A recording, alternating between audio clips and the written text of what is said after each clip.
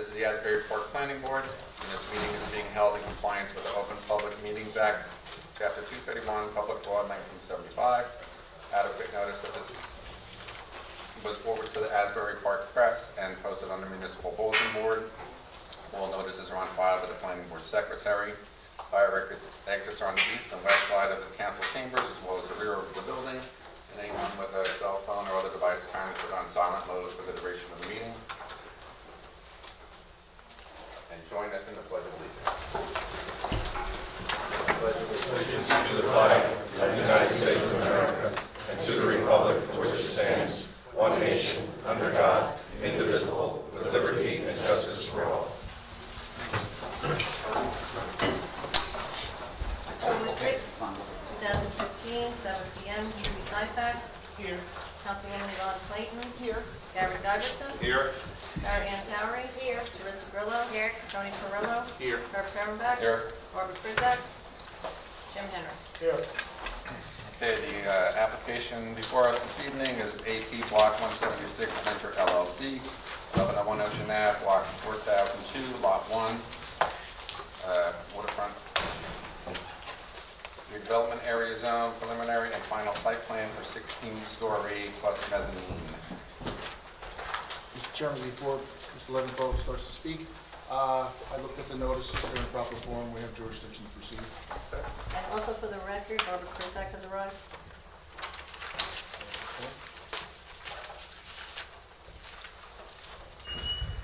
Mr. Chairman, should we go ahead?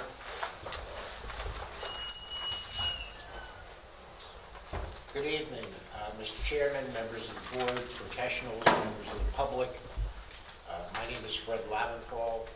I am a partner at Chiesa, Shahanian, and John Tomasi. I'm representing AP Block 176 Venture, LLC, which is an affiliate of Asbury Partners, and in turn an affiliate of iStar. As you know, Asbury Partners is the master developer of the city's waterfront redevelopment area. Our client is extremely pleased to present this application for preliminary and final site plan approval to the planning board this evening.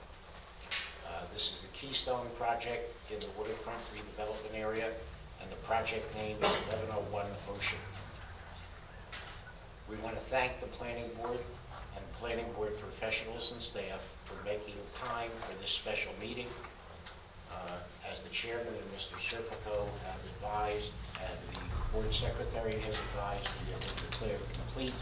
Notices have been properly published and given, and we are ready to proceed with the project presentation. Before we do that, a short walk down memory lane.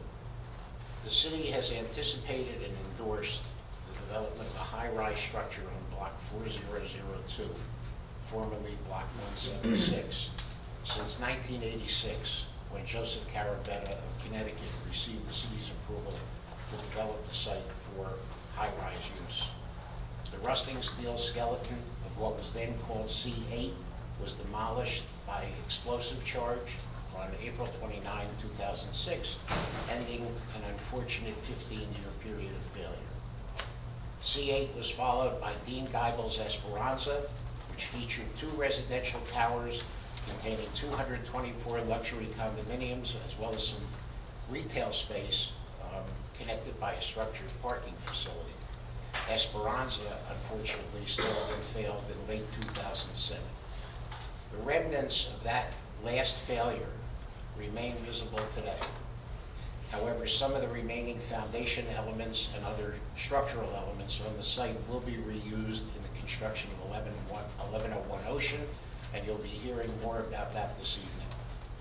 1101 Ocean is a mixed-use development that consists principally of ground floor retail space, approximately 22,000 square feet, a 56-unit boutique hotel with associated amenity spaces, including a gym, spa, deck, and pool, 128 residential units in the structure to be erected on the podium, and structured parking which exceeds the parking requirements of the waterfront redevelopment plan. At present, it's contemplated that excess parking which will be slightly in excess of 100 parking spaces, will be privately owned and operated and made available for public use.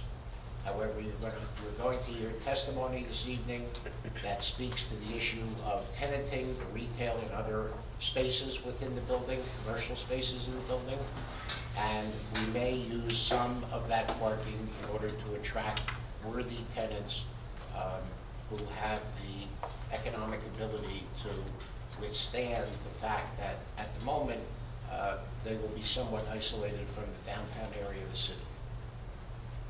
On August 18 of this year, the applicant presented 1101 Ocean to TRC, Technical Review Committee, for its review and recommendation to the mayor and council, which, as you know, acts as the redevelopment agency for the city. That was a very successful presentation, and following that presentation, TRC issued a memorandum to the mayor and council determining that the project met the requirements of the WRP, the Waterfront Redevelopment Plan, and that no variance relief was required to be applied for or obtained. On September 23rd of this year, the mayor and council similarly determined that the project was in compliance with the requirements of the Waterfront Redevelopment Plan, adopted a resolution memorializing its determination and referring the matter to this board for site plan approval. Therefore, what you have before you this evening is what we believe to be a fully conforming site plan application for a far less intense use of Block 4002 than was previously contemplated and approved, especially for Esperanza. Our team of professionals who are going to testify this evening and explain the project in much greater detail are Brian Charipka, iStar's Senior Vice President, well known to this board, Gary Handel, who is the president of Handel Architects, specializing in enriching urban environments. Gary is the project architect and is responsible for all of the architectural pieces within the site plan that's been provided to you. Jeffrey Lanza, is the vice president of Omlin Engineering, which is a Bowman consulting company. Jeff is the civil engineer for the project and has prepared the site plan that was submitted with the application. Tom Bauer is a principal of Melillo and Bauer Associates. Tom is the landscape architect for the project and has had a similar role in prior waterfront developments. And last but certainly not least is Keenan Hughes, a principal of Phillips Price Rigel. Keenan is a professional planner and has been iStar's planning professional for all waterfront developments. Our first witness this evening will be Brian Charipka, so I'll ask him to step up and be sworn. Please So raise if we your could actually swear in all the witnesses. Can we do them as they come up, because then it just makes for a confusing record later on, because I Yeah. have to ask them to state their name again, and Okay. please raise your right hand. Do you solemnly swear affirm the testimony you give during these proceedings will be the truth, the whole truth, and nothing but the truth? I do. State your name for the record and spell your last name. Brian Charipka, Cheripka. Thank you. Brian, can you tell us what your business address is? Sure. Our business address is 1100 Ocean Avenue, Asbury Park, New Jersey, 07771. Can you explain for the board your affiliation with the applicant, with Asbury Partners, and with iStar? Sure. My name is Brian Charipka. I'm a Senior Vice President of iStar and Asbury Partners, and also with the owner of this parcel, AP Block 176 Venture. And in that capacity, I manage iStar's operations in Asbury Park. I'm directly responsible for the daily management and oversight of the redevelopment efforts here in the community. Thank you. Can you tell the board or give the board a brief description of this project, including its various components? Sure. 1101 Ocean is actually comprised of 4 separate components, and our professionals will speak to this in a couple of minutes. But in the platform, or there's a residential program, hotel component, a boutique hotel component. There's structured parking and retail, and various amenities that go along with both the hotel and residential. There's a very large color rendering on an easel to your left and my left. Can you identify that rendering? And that is the rendering of 1101 Ocean. Is that an accurate depiction of what the project is intended to look like, at least from the 4th Avenue side and the Ocean Avenue side? Yes, that's correct. That's an accurate depiction of the concept plan for the building. All right, I'm going to ask that that be marked as A1 and introduced into evidence. All set.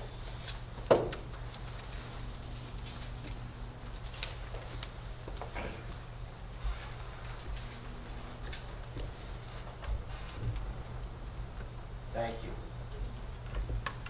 Brian, can we talk for a few minutes, or can you talk for a few minutes about the timetable for the project, the construction cycle, and anything else that goes with that, so that the board is familiar?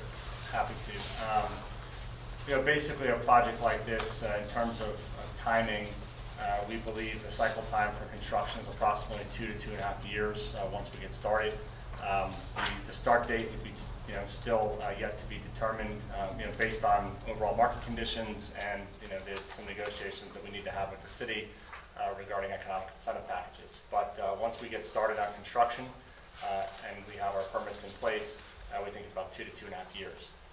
We have said for quite some time that we believe the redevelopment of this particular site, given its history in Asbury Park, is essential to the overall success of the waterfront redevelopment. So we are extremely pleased to be here this evening. We are very, very proud to be working with the team seated behind me, Gary Handel and the other professionals and our other professionals. We have spent a great deal of time and effort coming up with this concept and thinking about not only the way the building looks as you see it here today, but its long-term viability in the community and how it's going to live within the waterfront as other buildings are developed around it. So we're extremely proud of it. We think that these individual components, that both the residential 128 units we think is the right size for this market. If you remember, the previous program had 224 large condominium units. We intentionally only put 128 units in this building. We're being sensitive to the economic environment. At the same time, we also see the need for another hotel option in the waterfront, and so we made the decision to put a small hotel in this building. When we purchased the site, because of the previous development efforts, there was an existing foundation and relatively new pile system that was in place, and we've made great effort to keep as much of that foundation, or we look forward to trying to keep as much of that foundation as we can and build on top of it. So what we're trying to do is much like our larger role here in the redevelopment. It's take the best of what was here when we arrived and took over Asbury Partners, and then try to bring in truly iconic designs. And I think when you look at this building, what excites me about it is that no matter what really happens across the rest of the waterfront, I mean, this is a truly iconic structure. I think it's what we at iStar believe, that this is what Asbury Park needs, and we believe that this is what the community deserves. It's not just about being good, it's about being great, and this is a great building, which is why we're so excited to be here today. Very good. Let's shift the focus for a moment to how the project will be operated and maintained post-construction.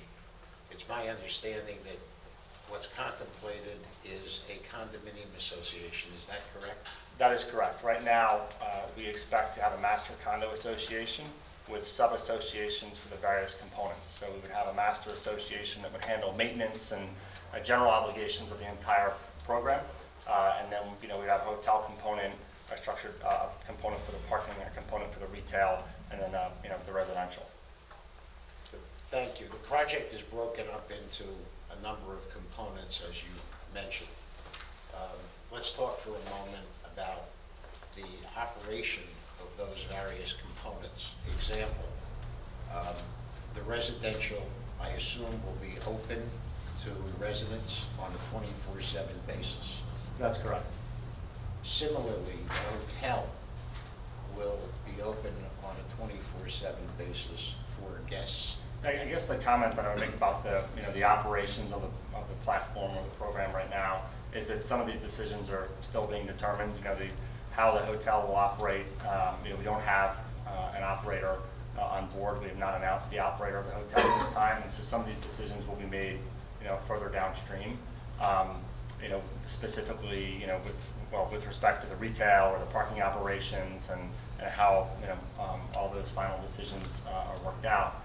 We don't have any retail tenants identified at this time. In fact, we have not gone out to identify those tenants. We're very focused on getting the program approved and getting under construction, and we believe we can bring in the right retailers later on in the process. So it goes without saying that anything in terms of operation, we will of course abide by all local ordinances and the law in terms of how they're operated. But today, we don't have some of the details with respect to how the hotel is going to operate. It's a relatively small hotel with 56 keys. We think it's going to be a fantastic experience, but that's probably as much as I can say today. Thank you. Let's shift the focus back for just a moment to prospective tenants, none of whom have been approached, identified, and there have been no negotiations with any prospective tenant, correct? Not at this time.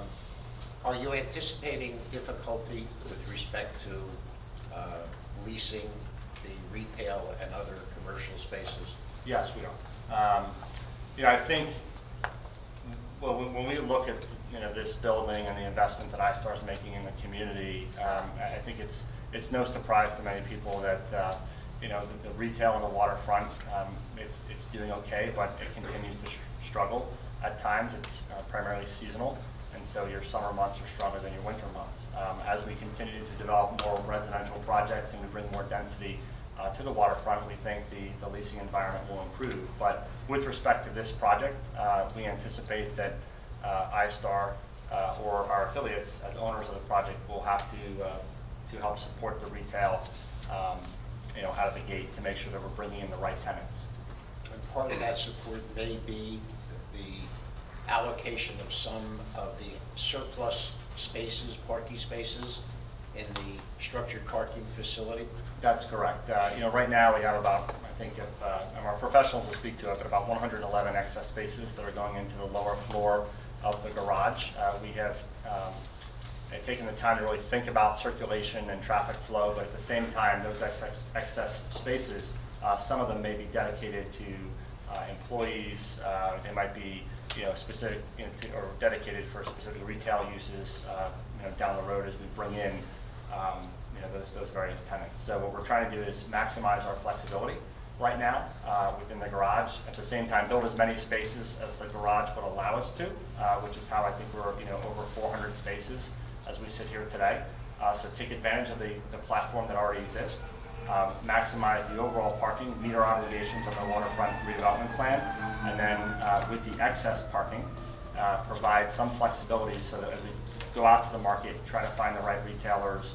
If we have a 5,000 square foot F&B use on the corner of 4th and Ocean, for example, how do we make sure we're creating the proper incentive program to get that business into this building? I think what we really want to have more than anything is a successful retail experience, hotel experience, and sell these units so that this building is contributing to the community as fast as possible. Is it a fair statement, Mr. Chiripka, that under no circumstances will the number of spaces that are truly open to the public be less than the number of spaces that are proposed to be removed from street parking?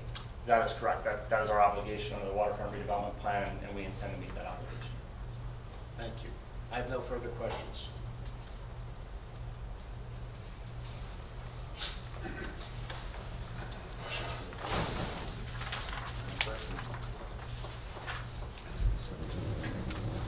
Yeah, I have one. The hotel, would that be a major company, or are you looking to? We haven't made that decision yet. I mean, I think anyone who knows, our company and our presence here in the community, we're very open-minded, but we have not identified the operator. On our other hotel, the Asbury, we brought in an independent operator because we felt like that's what was needed in the community. So we may do that here. But right now, that decision has not been made. Okay, there's nothing else on the board. Is there any cross-examination by the public? No? Move to close, second, all in favor? Aye. All right, thank you. Our next witness is Gary Handel, President of Handel Architects. Please raise your right hand. Do you solemnly swear or affirm the testimony you give during these proceedings will be the truth, the whole truth, and nothing but the truth? I do. State your name for the record and spell your last name, please. Gary Handel, Handel. Thank you. Gary, can you tell the board what your educational and professional background is? Sure. Bachelor of Architecture, Cornell, 1979, 36 years as an architect, 21 as founding principal of Handel Architects, currently 175 folks, offices in New York, San Francisco, and Hong Kong, work around the world. Thank you. Mr. Serpico, Mr. Handel has not previously qualified as an expert before this board. I have his CV here, multiple copies, as well as some other information. Can I mark that? Sure, I'm marking it, sure. Okay. Gary, can you identify this document, please, and have it, and then we'll have it marked. This is my brief CV. Thanks. And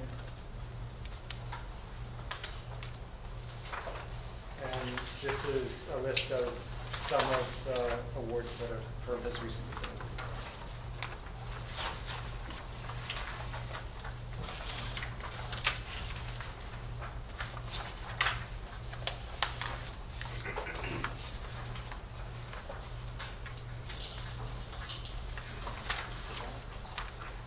And this is the second handout. Will that be a separate exhibit? Yes. Okay, that'll be A3.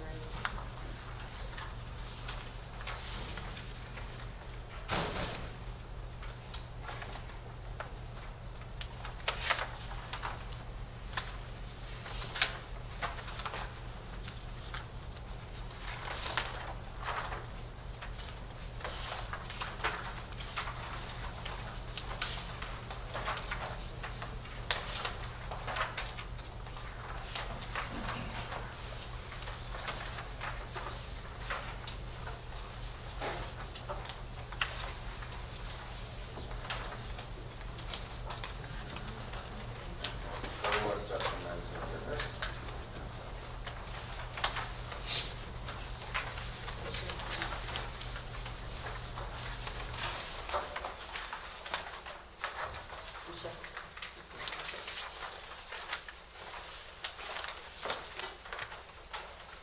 Gary, do you hold a professional license in the state of New Jersey? I do.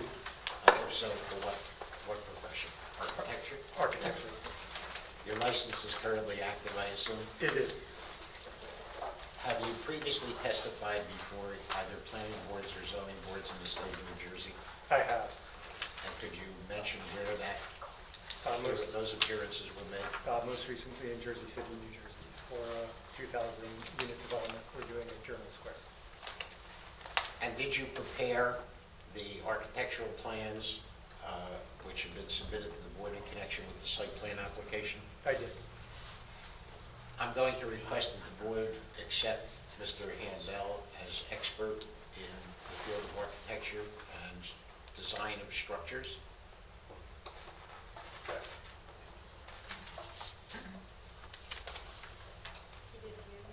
Yes. Thank you. Thank you. I'd like to start, Mr. Handel, with you providing the board with an overview of existing conditions within Block 4002. Sure, happy to do that. And before I begin, I'd like to thank Mr. Chair of the board and members of the public for coming out. We're incredibly excited to be here and incredibly excited about the possibility of moving forward with 1101 Ocean.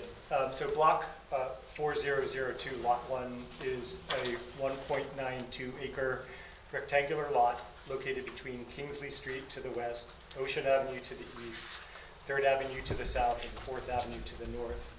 The site, as Mr. Leventhal had mentioned, was previously approved for the construction of a multi-story mixed-use building known as Esperanza. The site currently contains an unfinished and partially constructed concrete footing, foundation, and columns. The existing footings and foundation will remain with modifications to accommodate the new tower. Existing south podium floors will also remain with modifications to accommodate new design and layouts. Good. Let's turn our attention and our focus to the design of the project and start with any other architects and or design professionals with whom you collaborated in designing the project? Yes, Mr. Leventhal, projects like this are really the collaboration of many hands, some of whom are represented tonight, some of whom are not. Other members of the design team include Andre, who's the overall project designer for not just this project, but the other iStar holdings in Asbury. Bonetti Kozersky, who's a very talented group of interior architects who are working on the hotel and the public spaces of the project. Madison Cox, which is a world-renowned landscape design firm, and Mello and Bauer are landscape architects who are represented here tonight. Let's turn our attention now to the reuse of the existing structural elements and those to be removed. As mentioned, I think I already covered that. Oh, yeah. okay. So I think we're on to the project description.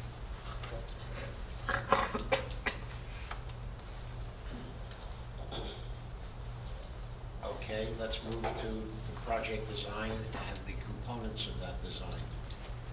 Okay, thank you. So this particular building type is a particular passion of ours. For the last 20 years, we've been focused intensely on this building type. We believe it leads to successful urban redevelopment, and that is the mixed-use, high-density residential building. So these buildings usually contain a complex mix of functions that, if properly planned and carefully tuned to their immediate context, can be significant catalysts for positive urban growth in these neighborhoods. We call these hybrid buildings, and they combine a variety of demanding program uses and require a series of tactical architectural features which can reinforce street activity and neighborhood definition. We've had great success in designing this type of building. We cut our teeth in them with a series of projects, first in New York City with in the Lincoln Square neighborhood, and then nationally in 3 distinct urban environments in Boston, San Francisco, and Washington, D.C. And increasingly, we're being engaged to do this type of building in other cities around the country and in other countries around the world. These projects in the singular and especially in the aggregate can be true catalysts for positive urban change, stimulating further investment in building in these neighborhoods. We believe that the Asbury Park waterfront and the project that we're proposing tonight will be as successful in stimulating this kind of positive urban change and become a centerpiece for new and exciting growth along Ocean Avenue. The project components of 1101 Ocean Avenue are comprised of 128 residential units, which will be use group 2, 56 hotel rooms, which will be use group R1, approximately 22,000 square feet of retail space, which will be use group M, and this is about 7,000 square feet more retail than was in the original Esperanza project. 12,000 square feet of gym spa amenity use, which would be use group A, and the approximately 414 parking spaces, which will be use group S2.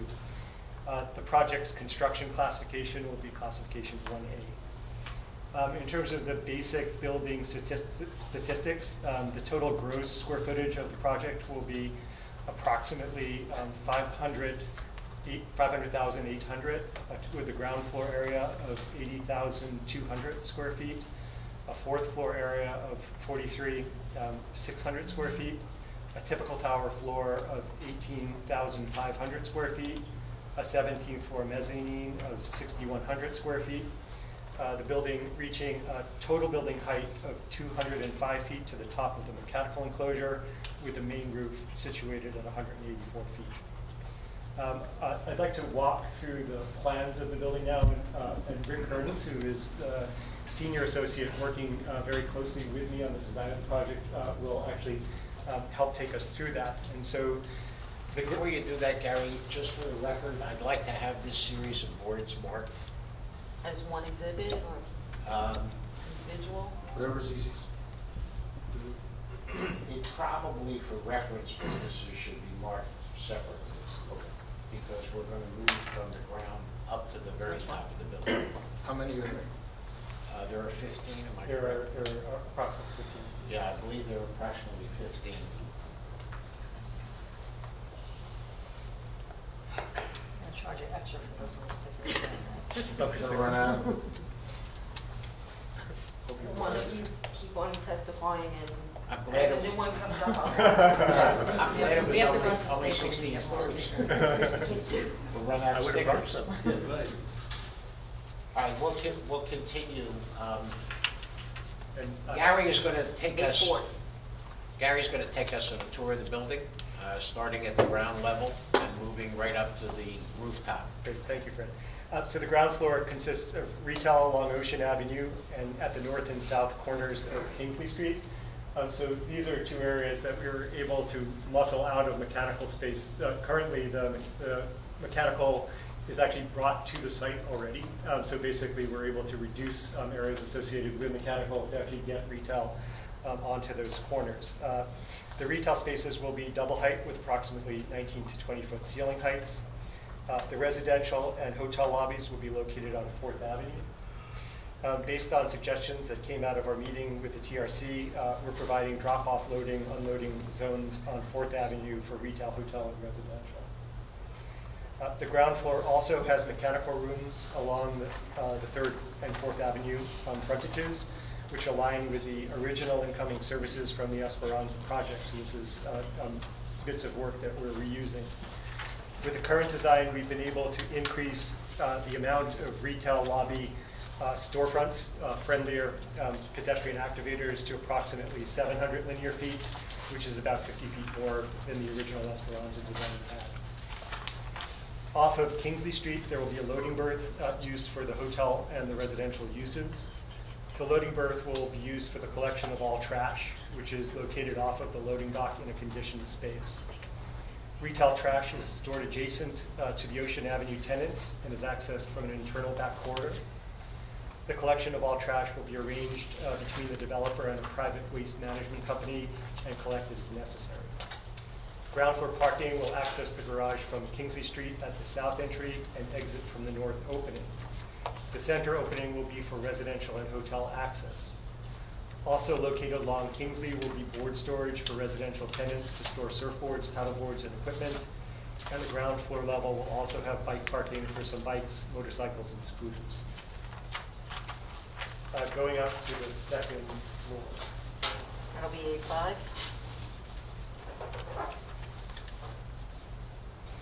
While that exhibit's being marked, I just want to bookmark something for the board and for Mr. Serpico.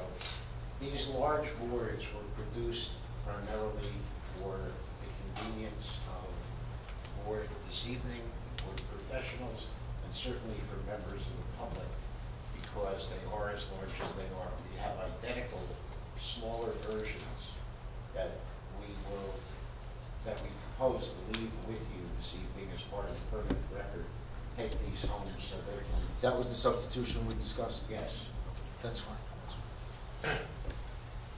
So the second, I know Barbara will be upset that she doesn't have these in her office, but Yeah. there's not much. And your I wanted copies. to decorate It's my obviously a your copy. burden to maintain and store, so we tried to make it a little easier. we'll make you a copy. Don't start with marble. So the second floor contains more parking, which is surrounded by double height retail, hotel back of house uses, residential bike storage for a minimum of 150 bikes, and mechanical spaces. The west side of the garage, Kingsley Street, will be a screened wall to allow fresh air.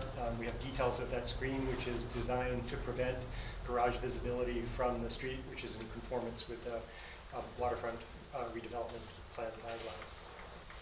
On the third floor, A6. Yes. Should I continue marking these big Yeah. boards or just mark the, so Why don't we, since these aren't being left, why don't we mark the smaller We'll mark the sheets? smaller one. We'll and give you a use the set, this larger way you don't one. have to get up and walk back and Much- forth. much Yeah, but I'm enjoying the exercise. Okay, well, that's up to you. I mean, I'm just Healthy saying. lifestyle. I'm just saying. Well, mark them on the small sheets, because that's what's gonna be the record. Do you want them marked so you can make reference to them, or? I don't think it matters, I really don't. If it becomes confusing, then we'll figure something All right, we're up to A6 for the record. out. That is correct.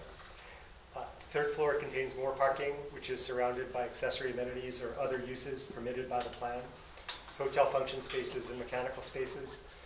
Portions of the Kingsley Street and Third Avenue sides will also be screened to allow fresh air. As on the second floor, that screening will be designed to prevent visibility into the garage. So the parking occurs on the first 3 floors with a ramp that descends down below the ground floor, which is currently extant on site.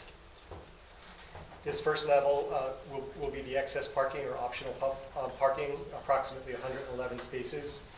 The final number to be determined at the discretion of the owner. The second level and ramp to the second level is for hotel and residential parking, and the third level and ramp to the third level is for residences. There will be a roll-down gate separating the second level from the third floor ramp.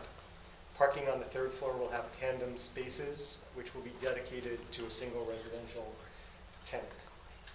So in summary, that excess parking is comprised of approximately 111 spaces. The hotel parking currently provided is 76 spaces, of which 56 are required. The residential parking has 227 spaces, of which 192 are required, for a total parking count of 414 spaces.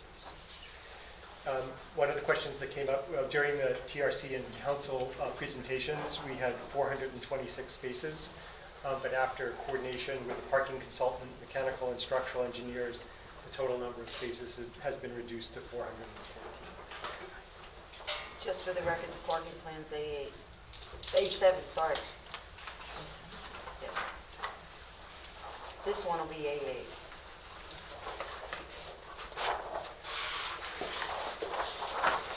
The fourth floor will be dedicated to hotel uses, lobby and lounge, meeting rooms, and guest rooms. The hotel will front 3rd Kingsley and 4th Avenue. The center of the deck will have a landscape courtyard, pool, and bar. This area will be defined and discussed later in the presentation by the landscape architect. The footprint of the 4th floor enclosure will be set back from 3rd and 4th Avenue by a minimum of 5 feet, and from Ocean Avenue by approximately 10 feet, from the north side, and 74 feet on the south side. In the planning package, so this is a change, a requested change. In the planning package that was dated September 24th, we had guest rooms fronting the courtyard that had an alternating in and out pattern. After the submission, we basically evened out those windows to make the guest rooms more functional at the request of the interior design consultant. We also shifted the eastern wall of the rooms connecting the north and south wings by approximately 36 inches to provide appropriate depth for all rooms. And those changes are reflected on the board meeting presented today. None of these changes are visible from any public way.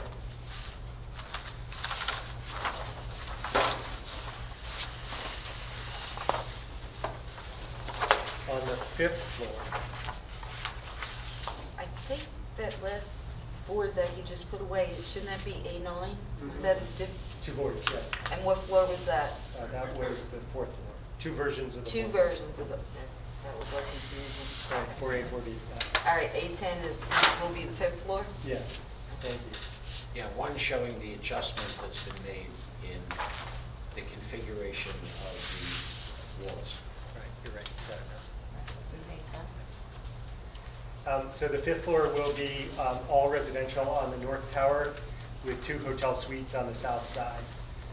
The setback of the north tower from Ocean Avenue will be approximately 52 feet. And then on to the 6th through 16th floor. A11? We are getting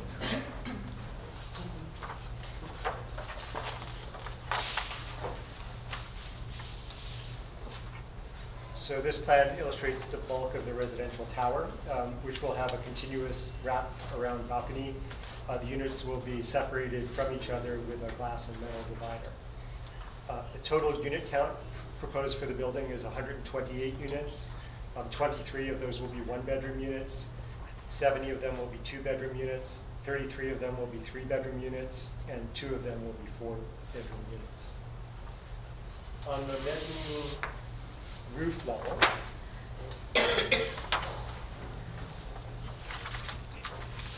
A12. there will be rooftop access for the 16th floor units from below, and the remainder of the roof will be dedicated to mechanical equipment. The total enclosed portion of the roof is 6,100 square feet, which is less than the 1/3 footprint of the floor below, which is 18,500, qualifying that upper story as a mezzanine.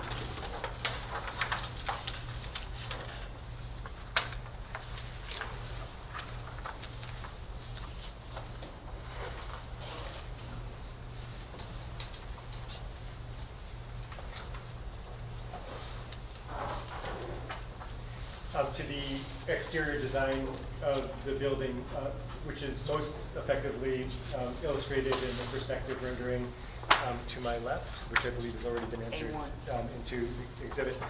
One of the things that the waterfront redevelopment plan asks us to do is to characterize our building according to an accepted style. That's not usually what we love to do. We like to think our work is unique and appropriate to its context and not categorized into any particular style.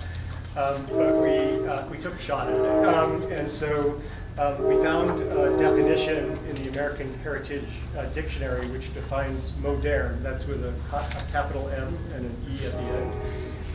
As you know, and the definition for and moderne is listed in the waterfront redevelopment plan as an accepted style, and the definition is of or relating to an architectural and decorative style popular from the 1930s to the 1940s, and characterized by streamlined and curved surfaces, strong horizontal lines, and minimal surface ornament.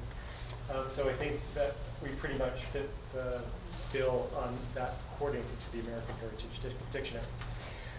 So the 1101 Ocean advances the foremost design principle of the waterfront redevelopment plan, which is to develop new residential buildings that extend Asbury Park's oceanside character in a contemporary way, which I think is the much more important and relevant statement.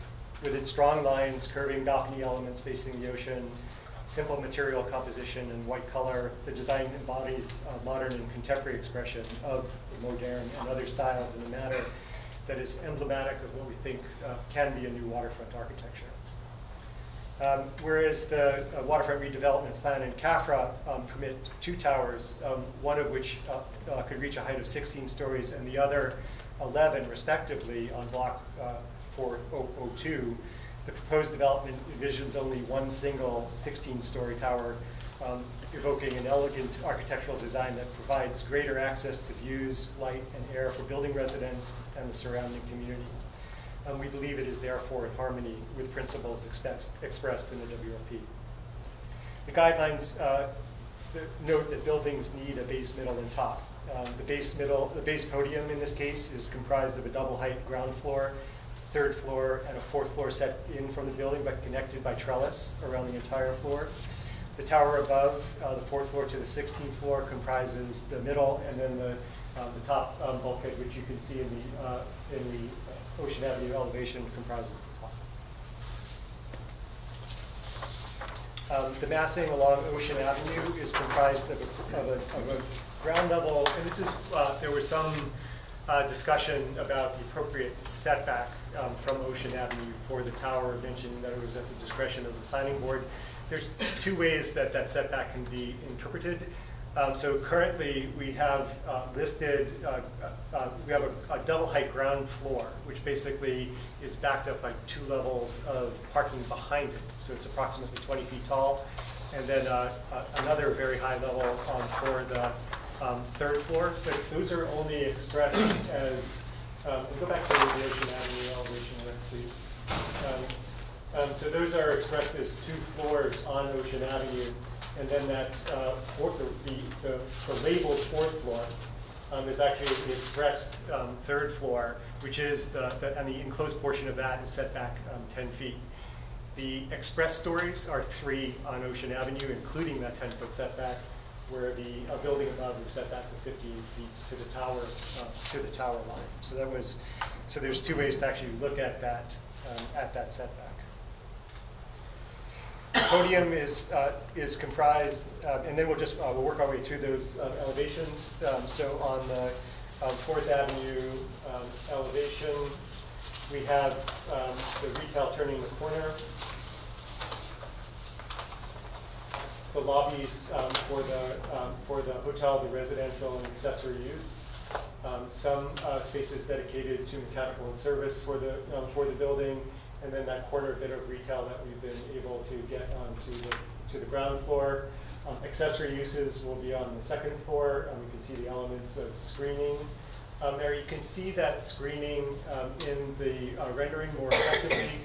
So that'll be a wood or wood composite lattice, which will actually be translucent. You'll actually have visibility through it there. So we think it adds a nice element of texture and style to those elevations. You can see the hotel on the 4th floor, the residential floors above, and then the mezzanine rising above. As we go around to Kingsley,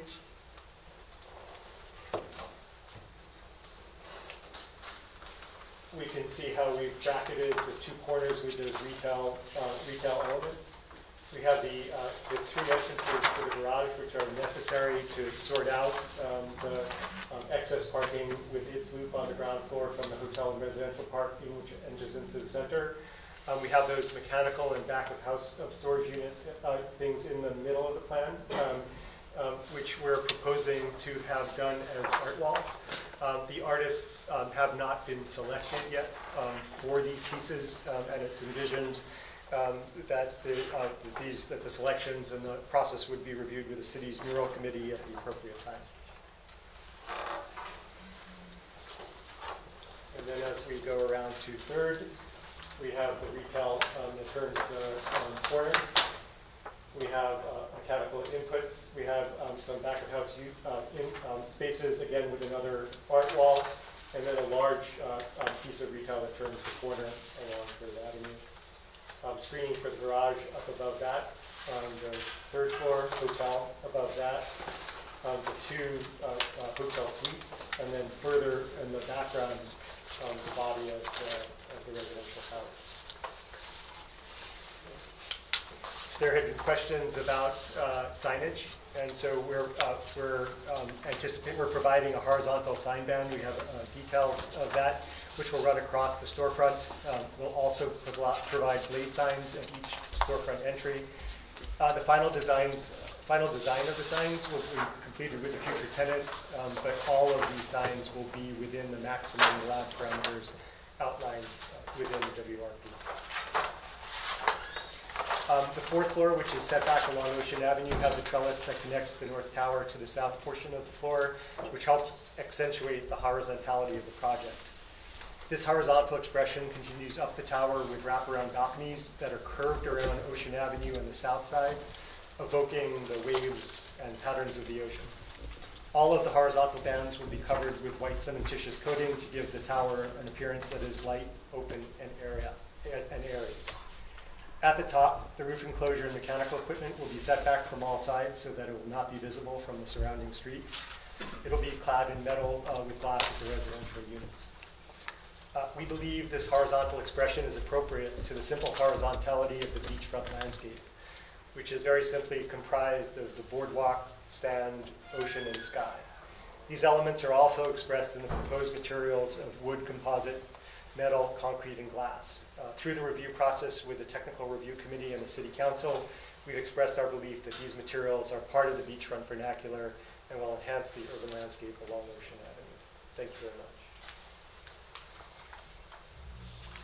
I have a couple of additional questions, Gary, just so the board is clear on a few items. Is there any screening around any of the retail spaces or in front of any of the retail spaces? I do not believe so, no.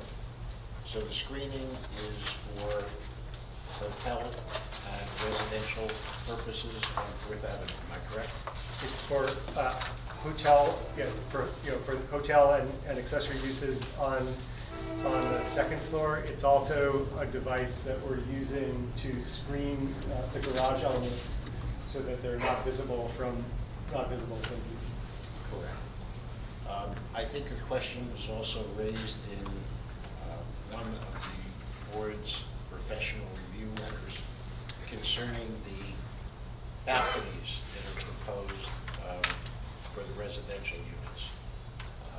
The waterfront redevelopment plan generally specifies that balconies shouldn't exceed 3 feet in depth. However, the plan exempts this site from those requirements. Am I correct? Yes, you are correct. Also, it's one area where the plan probably should be looked to be amended. 3 foot is not in compliance with federal standards for ADA or handicap accessibility. Thank you very much. I have no further questions for Mr. Campbell. Please feel free. I see that you have a board showing us some of the details of the materials. Can you talk about that a bit?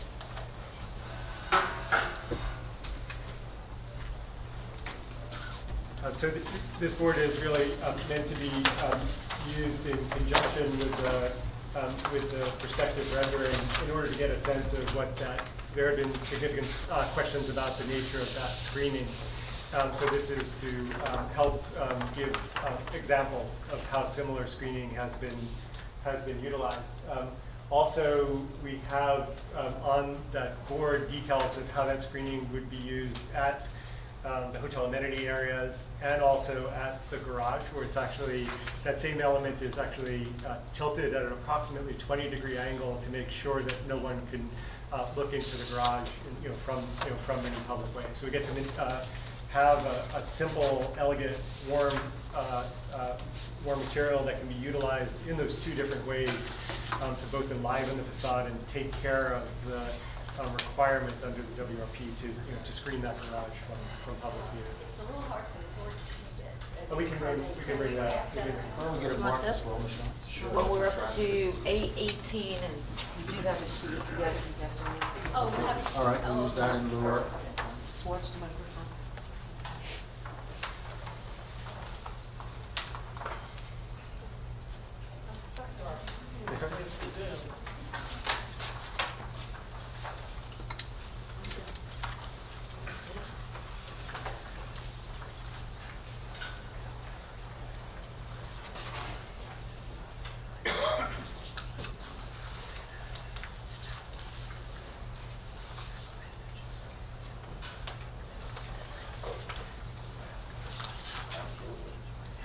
Mr. Handel, your testimony, you indicated, I think it was on the 4th floor, that you have space for hotel, for amenities for the hotel. Yes.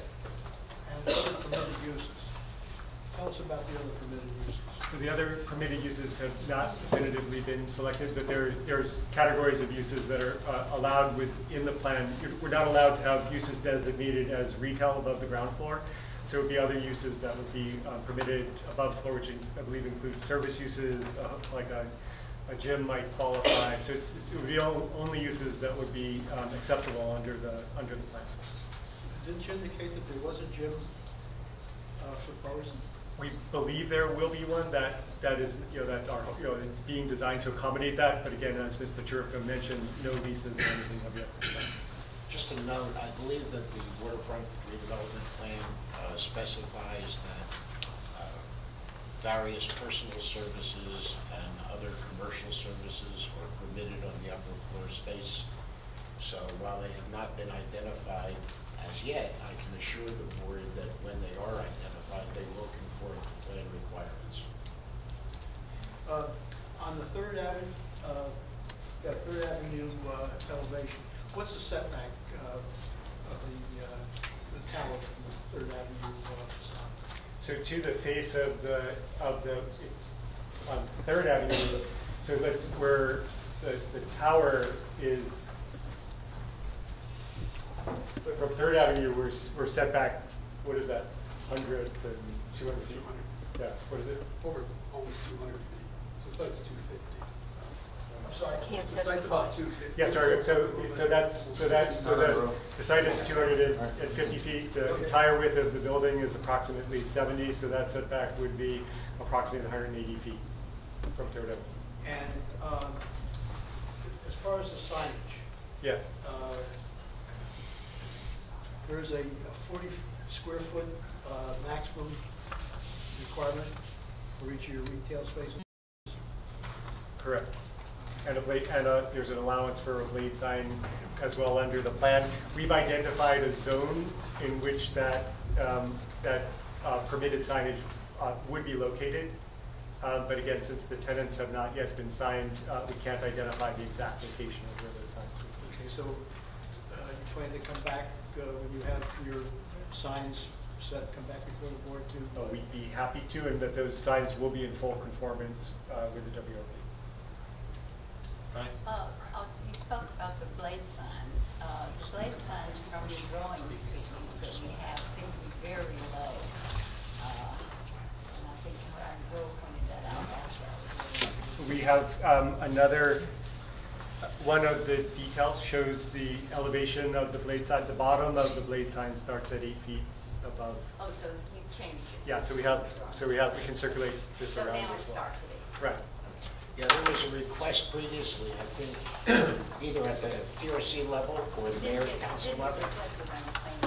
Yeah, and that's why it was done. And also to clarify,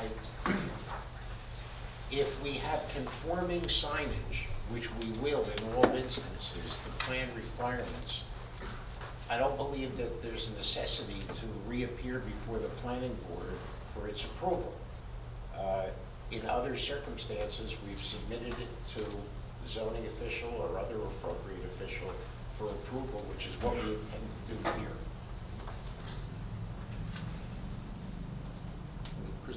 I'm going to make a statement rather than a question, so I need to be sworn in.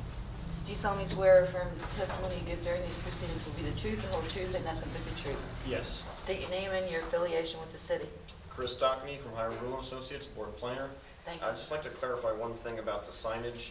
The waterfront redevelopment plan itself does not have signage standards other than it does not permit off-site signs. So generally, the signage is controlled by the city's land development ordinance, and there's a specific provision for multi-tenant buildings. And in that, the total area of signs is not allowed to exceed 5% of the facade area of a structure or 40 square feet, whichever is less. So in this, 40 square feet would govern, and that means for the entire building 40 square feet.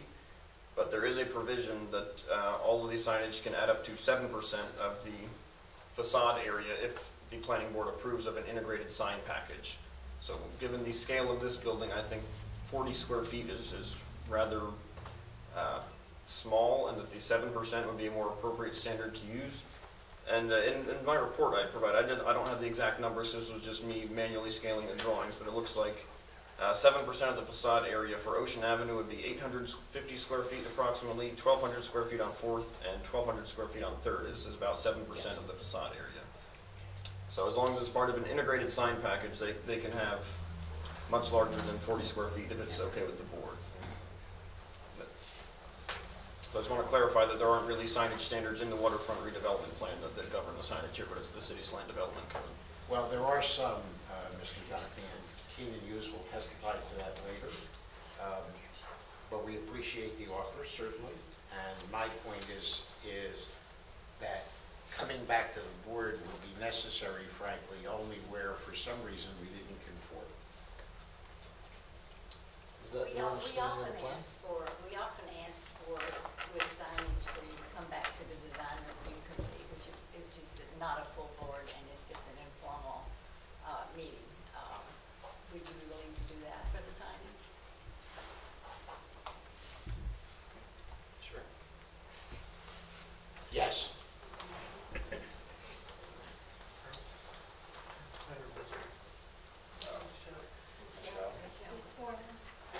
Do you solemnly swear or affirm the testimony you give during these proceedings will be the truth, the whole truth, and nothing but the truth? I do. State your name for the record and your affiliation with the city. Michelle Alonso, Planner, Director of Planning and Development for the City of Asbury Park. Could we have up the board that showed the signage and turn the blade signage? Michelle, you need to keep your voice up, okay? Okay. Oh, they're not on. Get it on. I just had I had some questions about the signage. One of my questions is, do you propose that the signage should be illuminated? No. Either the one on the facade of the building or the blade? Yeah, that's all the questions I had on it.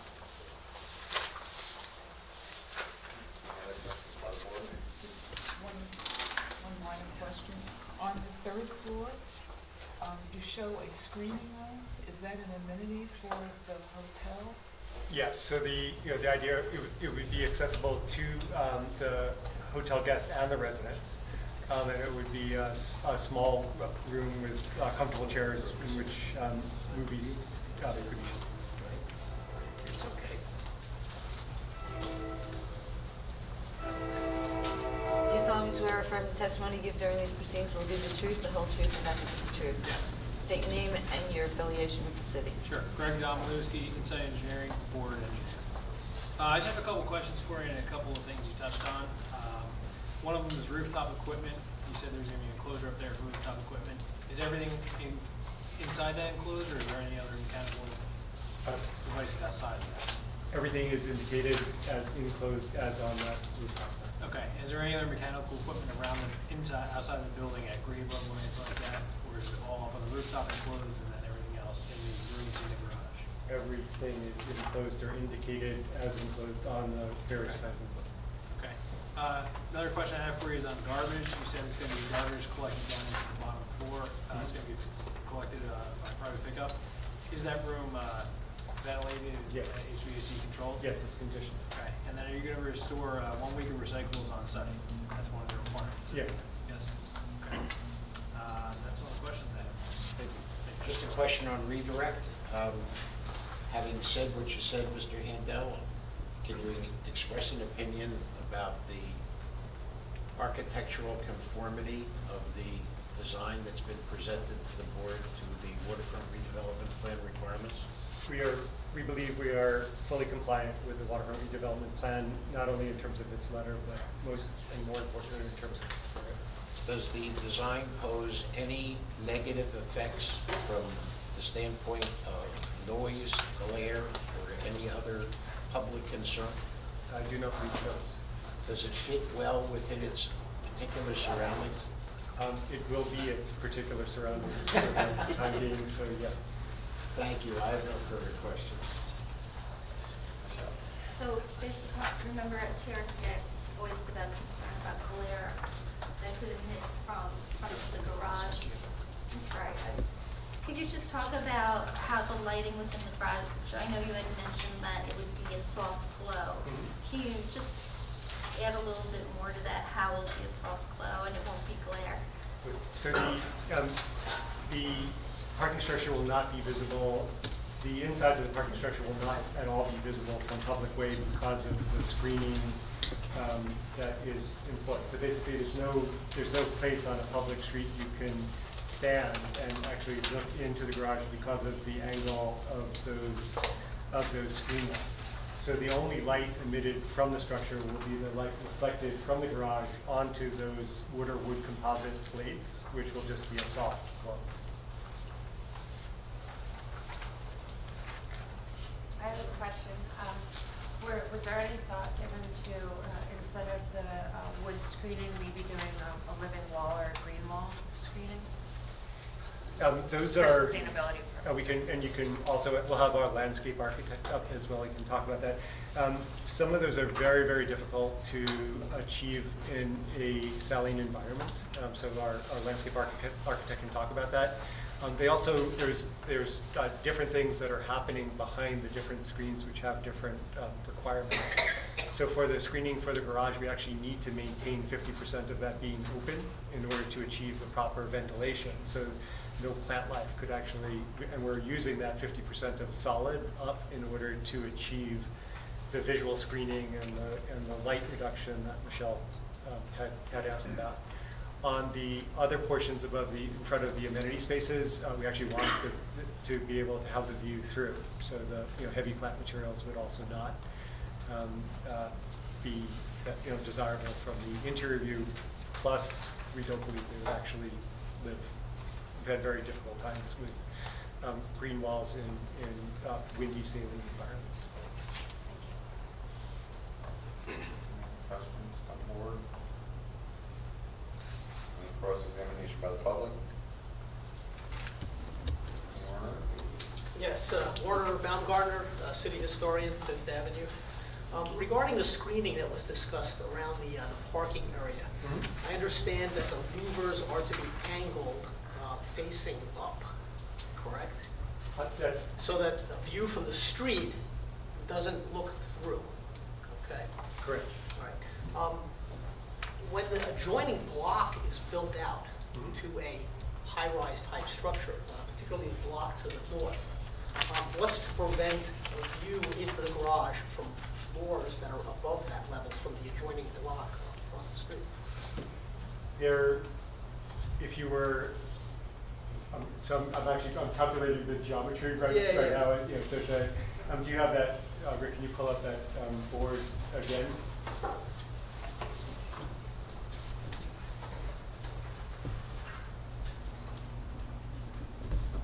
So and this will be unscientific. I apologize.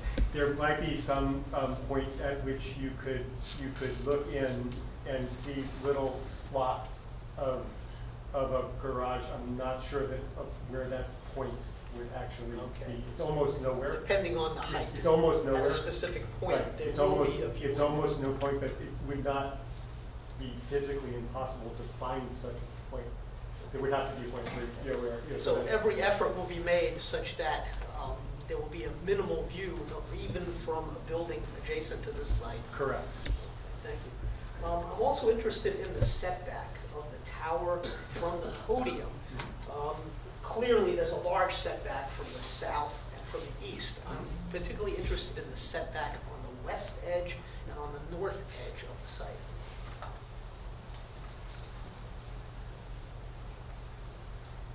Go into detail. Yeah, we're going to get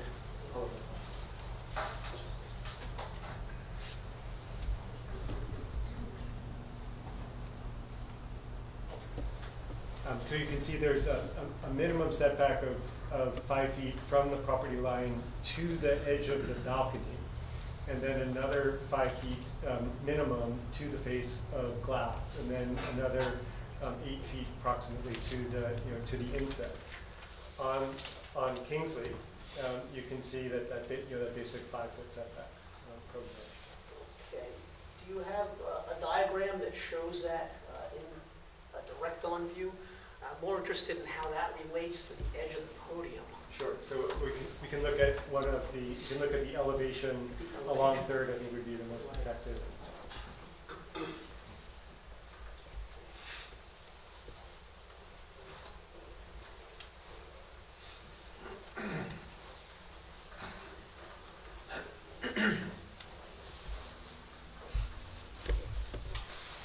So you can see the edge of the podium, and then the 5-foot setback to the edge of the fascia, and then the additional 5-foot setback to the edge of the glass.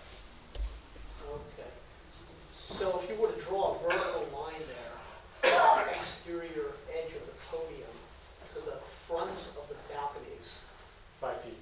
about 5 feet. Okay. Well, does the plan require any more of a setback on the Kingsley side, or the No, in fact, the Esperanza was built pretty much exactly to the property line, so this is actually an increase in setback. One of the, and that's created, we wanted some break in the podium to that. And as mentioned in earlier testimony, one of the big challenges of the site is actually landing the structural loads into the existing footings. So it was pretty much as we could do without destroying the use of those existing footings, and also impingement onto the drive aisles of the existing garage. So it was, So you stayed within a certain distance of the existing load-bearing columns? we needed to do that and And you accomplished some setback. Okay, and that explanation also applies to the north facade Yes, also? correct. So there is a minimal setback as much as you could do without redesigning? Correct. Thank you. And there's another woman, okay.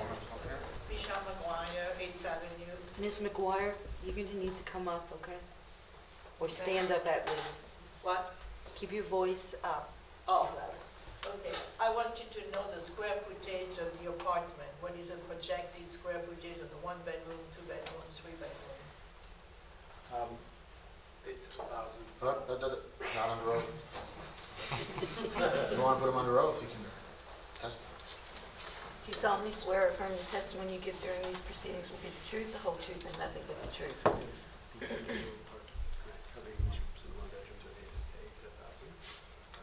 So the one-bedroom apartments are 800 to 1,000 square feet?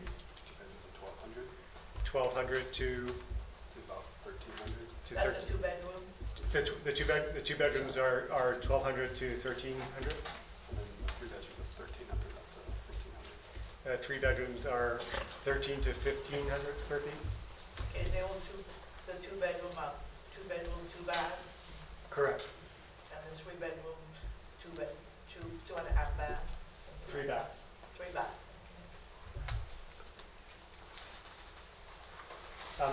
These are also subject to refinement and change as the market reflects. We hope you all are interested in looking at our. Any other cross by the public? Okay. Is there any, have you thought about more to the developer for the price? Have you determined yet roughly the price? I have, Excuse me, I interrupted. Price is really irrelevant to a site Okay. plan application. and I have no idea. Sorry. I'm sorry. Anyone else from the public? Move to close. Second. All in favor? Aye. Okay, next witness. Thank you, Mr. Handel. Our next witness is Jeffrey Lanza. As I said, Jeffrey is a professional engineer, vice president of Otland Engineering. Jeff needs to be sworn and then I'll go on. Do you solemnly swear or affirm the testimony you give during these proceedings will be the truth, the whole truth, and nothing but the truth? I do. State your name for the record and spell your last name. Jeffrey Lanza, Lanza. Thank you. Jeff, can you tell the board your professional and educational background? Sure. I have a Bachelor of Science degree in Civil Engineering from Drexel University, and I have been engaged in civil engineering and site planning for over 30 years, almost 35 years.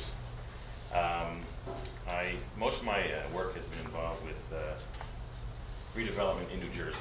In fact, I was here over 10 years ago, if I can remember correctly, when we did the Wesley Grove condominiums. So it's nice to be back, and I manage our freehold office, and I'm still a professional engineer. My list is still valid. And I've testified before planning and zoning boards throughout the state my whole career. So You were before us for St. James Condominium Association, which is known as Wesley Grove, right? So yeah, us old folk would have been on. I knew somebody looked familiar up there. So I'll accept. Thank you. Thank you very much, Mr. Chairman. Jeff, did you prepare, and of course, are you familiar with the site planning materials, storm drainage calculations, summaries that were submitted to the board in connection with the application? Yes, yes I am. Okay, we're going to have to mark things again, unfortunately. We're up to A19. I think we have 9 sheets. They part of one set, or are they individual? Well, it's actually what's been submitted to the board, part of what's been submitted to the board, Mr. Sherbrooke. Why don't we just mark them collectively as one, for reference purposes, Yeah. as one exhibit? Can you just comment the date, so I'm sure I have the right set? I'm sorry, Bart. No, September 24th, 2015. What exhibit would that number? A19. And these are 9 sheets, am I correct? That's right. Can you provide the board with a description of the site plan layout using the materials that were marked into evidence? Sure. I'll use Michael, my assistant here too. One of us is in a vacuum. Sean Great. Delaney, our senior engineer. And we can go to the site plan. Basically, in fact, we can go one more sheet ahead, Sean. We have the existing condition.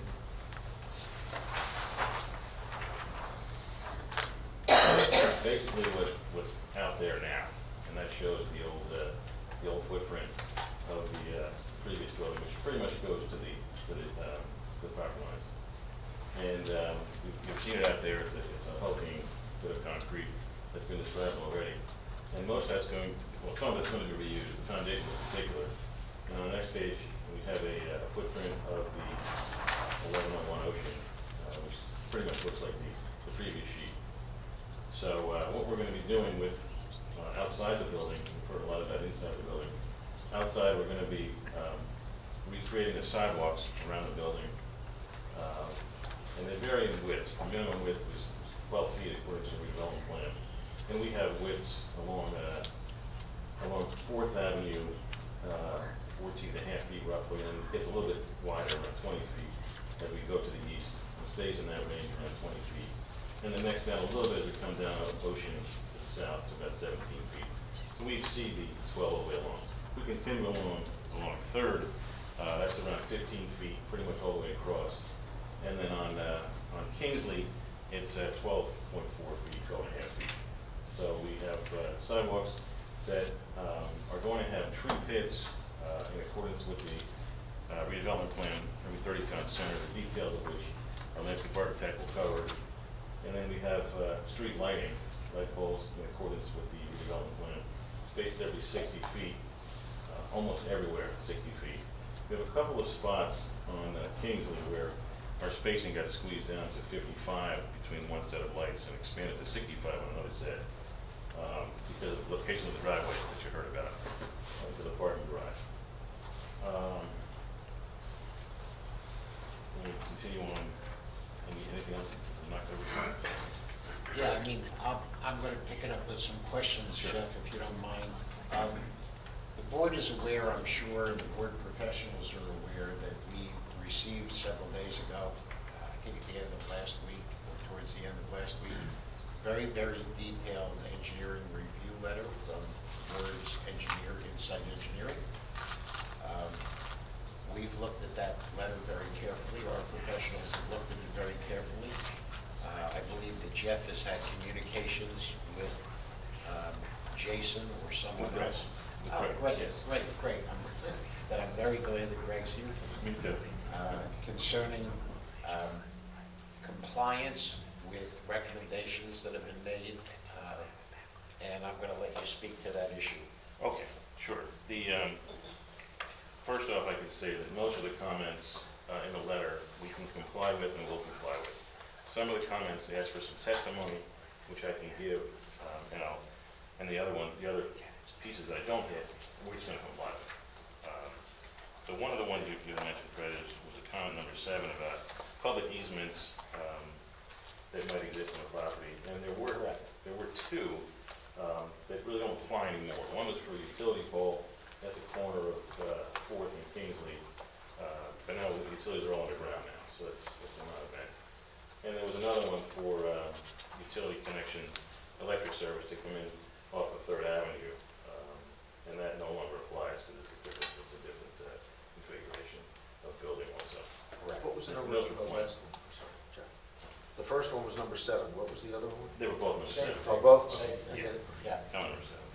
And then there was another one, it was comment number 9, regarding whether soil logs were previously obtained and geotech information. Geotech investigation was performed, and it was. And it was when they built the beginnings of the Esperanza. And it's, coincidentally, they're using the same engineer, and the same geotechnical firm that did those borings for this new project. So we think that the design is going to be in accordance with all codes and standards. That was number 9. And then there was one, comment number 28, about making sure we had capacity for the utilities. And we've already started to get will serve letters from the utility companies. We have electric, and we have gas, and we have cable, and we have telephone. And we'll be getting the same thing for water service and sanitary service. And we'll be submitting for application for TWA and sanitary service. But we know that there's capacity in the sewer system and in the water supply system in Asbury. How does our lot coverage compare to that which was approved for Esperanza? It's almost the same. It's a tiny bit less, but essentially it's the same.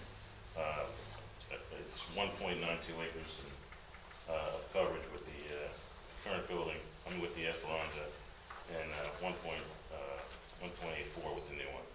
So it's very close to being the same footprint like I showed before compared to 2 sheets. And in your opinion, of course, that's compliant with the requirements in the waterfront redevelopment plan? Oh, yes.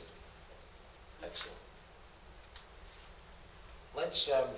Let's move to a different topic for a few minutes and talk about site access to the structured parking.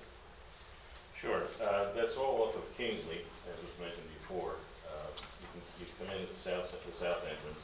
It's a one-way in, and you loop around, as showing, and come out the north entrance. And in the center, there's an in and out driveway for the residential and the hotel parking. I assume that we're going to comply with the request made in Insight's letter and install stop signs and do not enter signs where appropriate within Yes. the structured parking facility? That's one of those will do's in my response. But, yes, absolutely. Now, you've heard Mr. Handel talk about how the various parking components are separated and how each is intended to be identified. From an engineering standpoint, I assume that you concur with what's been said before, and do you have anything to supplement? No, I think that's fine. The way the circulation is going to work, and the way the images are located, yes, that's fine. Okay. I think we can move to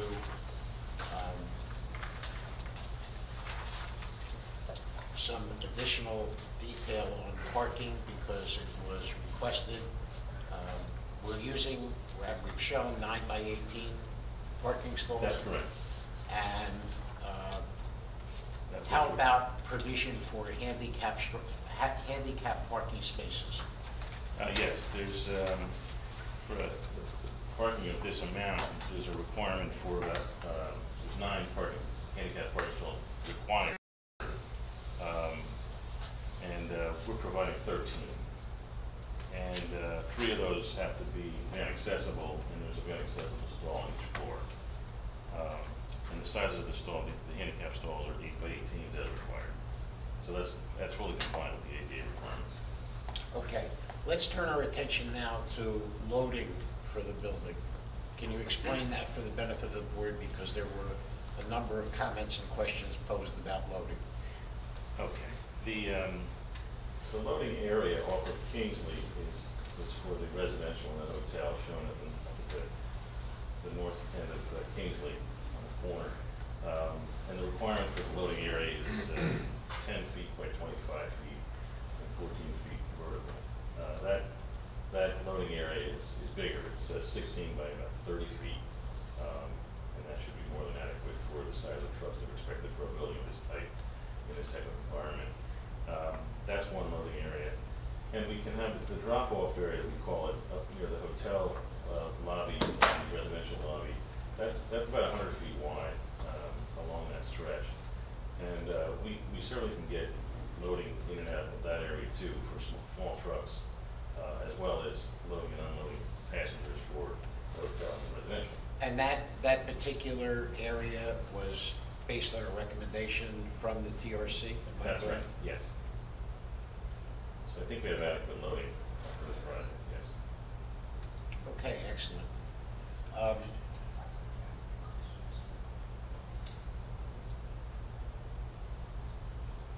right, I think we've covered voting. Let's talk about street parking and how that's impacted by the project. Okay. In that area where the loading is proposed along Fourth Avenue, it's going to be a removal of 13 parking stalls in that area. And then on Kingsley, there were 8 parking stalls there. And then to make room for the driveway entrances, we're going to have 3 stalls left open.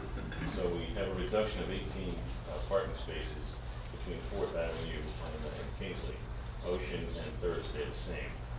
That reduction is certainly offset by the excess 111 or so stalls being proposed in the parking garage.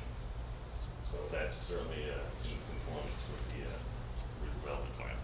Excuse me, in the TRC, what we agreed to was 6 parking spaces on 4th Avenue, not 13. Yeah, 6 was kicked around when we were chatting about that. I don't think anyone did a calculation of what would have been required for a drop-off area at that meeting, but maybe someone else remembers more detail. It was just whatever was going to come out, we decided to put it in there. We ended up with 13. I think 6 was a guess. Yeah, I asked a question and 6 was a quick answer that we Yeah. received. So I think this is critical that we don't look too deeply at this. I think this project requires this. Yeah, thank you. So, I have a question about metering, for utility metering. We've had occasions in town where the meters are out visible from the street. Do you plan to have them where they can be hidden or? yeah. Yes, we do plan on screening the meters. The meters will all be Yes. screened. Yeah, again, I assure the board that whatever is required to be removed from the street will be satisfied by moving it inside, and I'm talking about parking, obviously. That's permitted by the plan. That's specifically called out in the infrastructure component report, which you might take notice of. It's page 14. And somebody had the foresight back in 2002, 2003 to recognize that development on the scale that's contemplated by the waterfront redevelopment plan would of necessity require that a certain amount of street parking be removed. I have a concern about that. What we have, what the council, the resolution that was passed, the resolution that was passed was for 6 spots. I don't know if something has to change as a result of that, but the resolution that was passed by the council says 6 spots. So if something different has to happen, I don't know what our professionals would know better than I as to what has to happen as a result of that. But something has to happen. Clarify this a little. I believe it's not really the resolution that says 6 spaces. It is in the exhibit attached to the resolution, which was Correct. the TRC report. And at the TRC, I believe it was Herb that asked how many spaces would you have to remove in order to provide the drop-off area, and their response was a guesstimate of 6. Okay. And so that's what went into the TRC report. But my understanding is, I was not at the meeting, my understanding is when this was presented to council, it was presented as is shown here, the 13 spaces being taken away. And so the resolution of council was with the understanding that 13 spaces on 4th Avenue. The reason that they agreed to that was because it was said that the TRC recommended 13 spaces. And I've had conversations, that is not what was the intent. So there is a disconnect between what was originally recommended and what was approved because the council did not understand that originally it was 6 spaces. So there is an issue that needs to be addressed. But if the waterfront redevelopment plan allows for them to take away the spaces and relocate them for public parking within their structure, or however they're providing parking, then there shouldn't be an issue, if that's what they say that they're going to do. If they're taking away 13, but they are going to definitely have that dedicated 13 within the structure for public parking, then it's permitted. But also there should be some clarity around that because the spaces that are being removed and the spaces that are being allowed, the money does not go to, the revenue does not go to the city. The revenue goes to That is a the good owner of the point. building, just for clarity. And at that point, we're losing $25,000 a year, just for a point of reference. Then maybe the plan, the waterfront redevelopment plan definitely needs to be revisited, because as it stands right now, the waterfront redevelopment plan allows for that. That's fair, it's just a data point. Mr. Lance, is there any way that you could, within the parking configuration that you have, set aside 18 spaces for the general public, those spaces be metered in the same system that the That's city uses? well, time out. We're going way afield. Now, dollars and cents is not the issue before planning or zoning board. Okay? So we can't get into substitute revenues. That's the council's job. That's not the zone, that's not the planning board's job. Well, is there a way that those spaces can be designated for the use of the general public within that parking space? I believe they said that they were gonna dedicate. Those spaces that are removed, Mr. Chairman, from the street will be made up inside the building. The parking inside the building will be privately owned and operated. So it will be on a for-charge basis. The plan permits this to happen. I think the city and the planning board, if you're considering this issue or if it disturbs you in any way, needs to look at the magnitude of this development and the benefit to the city as a result of it. No, my question is there a way that those spaces can be designated for the public? Because I think earlier testimony was... There's a separate entrance that will say public parking. Public will know where to go and how to access that area, which is on the ground floor, and as Mr. Handel testified, the floor immediately below, or the area immediately below the ground. I believe he also testified that the hotel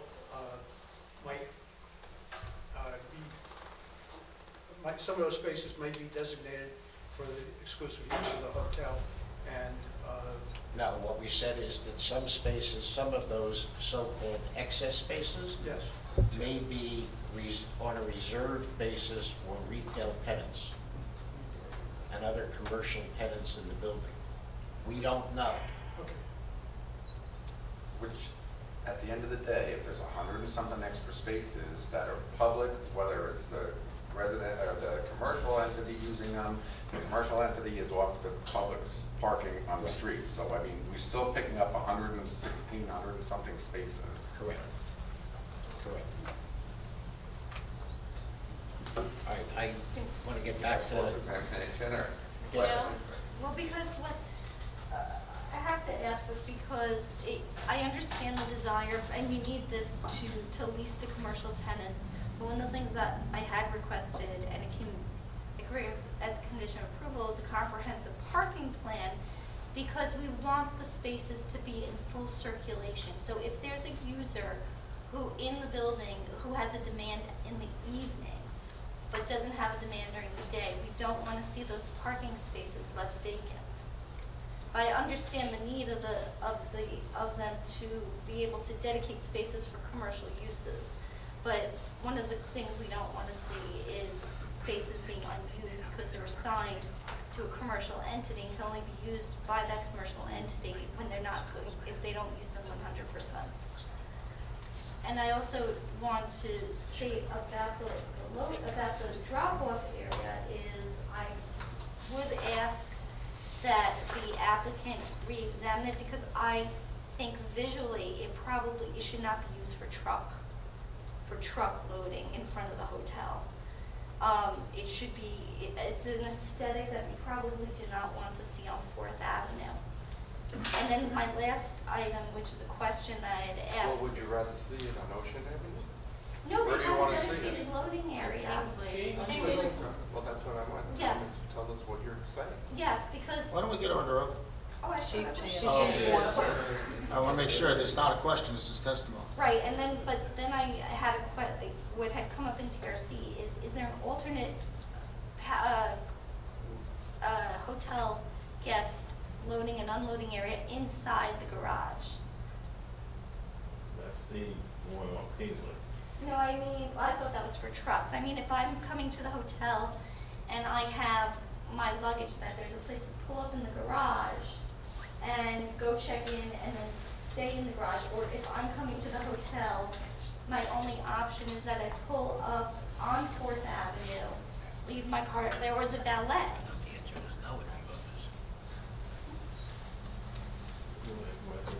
We're going to recall Mr. Handel. Gary Handel, recall testimony.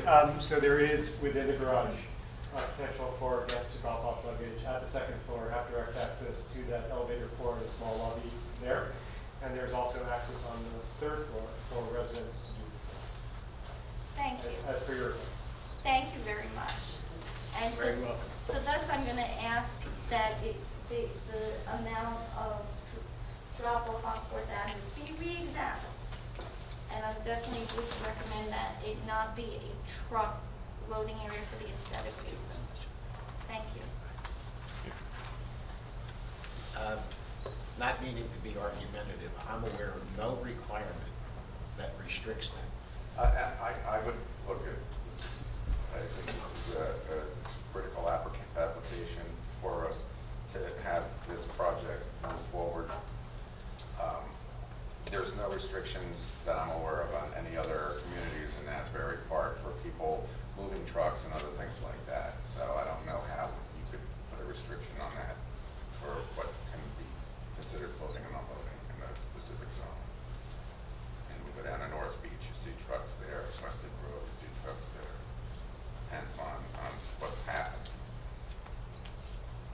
Right, you see trucks on Ocean Avenue and North Beach, you see trucks on 6th Avenue and North Beach, you see them on 7th Avenue and North Beach, you see them on Kingsley Street. So it's all going to dictate what's going on at that particular building and the accommodations that these deliveries need. So before we go off on the tangent, let's allow the witness to continue. All right, let's move on and talk about site circulation. In your opinion, is the circulation around the building adequate? Oh, yes, reaching wide enough. Anticipated traffic and sidewalks are certainly wide enough. What provision has been made for emergency equipment, fire lanes, and the like? Well, we're not proposing any fire lanes. We have striking out at corners, which is angled parking, but no, there's no provision for fire lane. The master plan doesn't call for the need for fire lanes. It would, if we did, it would take away some parking, ironically. The width of the aisles are certainly wide enough for fire trucks to get through and get set up, and set up ladders, you have to set up the ladders. Coming up Full Street, and Ocean and Kingston. Are any pavement repairs proposed or necessitated by the project? Yeah, I wouldn't call it repair, it's really finishing. The streets, 3rd and 4th Avenues, don't have the top course on yet, and we're proposing to put that on as part of finishing up the development. Ocean has a slight, it's a little more complicated on Ocean, because it's finished. We're going to put a slight change in the grade so we can make the curve work and the sidewalk slopes be reasonable coming into the building on the Ocean Avenue side. So that the Ocean Avenue component is all shaded in gray over roads, but the Ocean Avenue will be slightly regraded, primarily with asphalt. The east side will only be milled and repaved, no change in grade there. So that helps us to work with getting sidewalks with a reasonable grade coming into and along Ocean on the project side. Okay. Mr. Alonso, have you resolved in your discussions with Insight their comment 39? Oh, yes. Regarding the 2% slope? Right. The sidewalks are set at the 2% cross slope everywhere. And then there's a brick band close to the curbing. And in that brick band, we have slightly steeper than that, no more than 5%, to make up to match the existing roads and the proposed grading along Ocean. And yes, I have discussed that with Insight. Okay. And pavement repair, to the extent necessary, has been resolved as well? That's correct. That's correct. Okay. let's move on and talk about street lighting, because there were a number of comments addressed to that issue. Yeah, I have a separate plan, so I have to mark that as whatever we're up to. Page 20. And that plan is just been put up on the easel. And what we did was we took the specifications for the lighting, the light fixtures. The heights of the lights range from 13.5 feet to I think 16 feet along Kingsley. Yeah, 16 feet along Kingsley and 13.5 everywhere else. Took those fixtures, got the manufacturer's information, and then put the isolux lines on the drawing. Again, they're spaced at 60 feet on center, almost everywhere. And those lines, those circles around them are showing half-a-foot candle and 1-foot candle isolux lines around each of the fixtures. And that provides a good amount of lighting along the sidewalks, and it's in conformance with the redevelopment plan. Excellent, excellent. There are slight deviations in the site plan for the spacing of the street lighting. Can you explain for the board's benefit why that's necessary and where it occurs? It occurs on Kingsley, and the reason it occurs is because of the locations of the driveways coming in off of Kingsley. We didn't want a light pole sitting in one of the driveways or too close to one of the driveways. So a slight deviation. And the lighting is still more than adequate, especially on Kingsley. There were a number of issues raised in the Insights letter concerning the roof leader system and stormwater. Have those been resolved? Yeah, there were two issues. One was the alignment of the roof drains and the possibility of putting manholes in. What we did instead of having 90-degree bends in the roof drains is we've discussed putting 45-degree angle bends on those and put cleanouts rather than having big manholes in the sidewalk. And that was agreed to. There was also an issue of the size of the roof drain coming down and tying into a line that was 8-inch versus a 10-inch line coming from the roof. And we're going to upsize that to be an 8-inch, to be a 10-inch, so they all match. And we've agreed to that as well. Let's talk about the propensity or lack of propensity of flooding on this site. Can you explain for the benefit of the board whether the property is restricted in any way because of its elevation, proximity to the ocean? Sure. And that issue did come up in the Insight letter, and we're going to put those flood maps on the plans as part of one of the conditions of approval.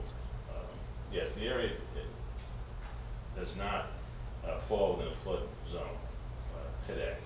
The mapping that's done simply shows around the building, kind of coming from the ocean side, a little bit up 4th and a little bit up 3rd, elevation 10.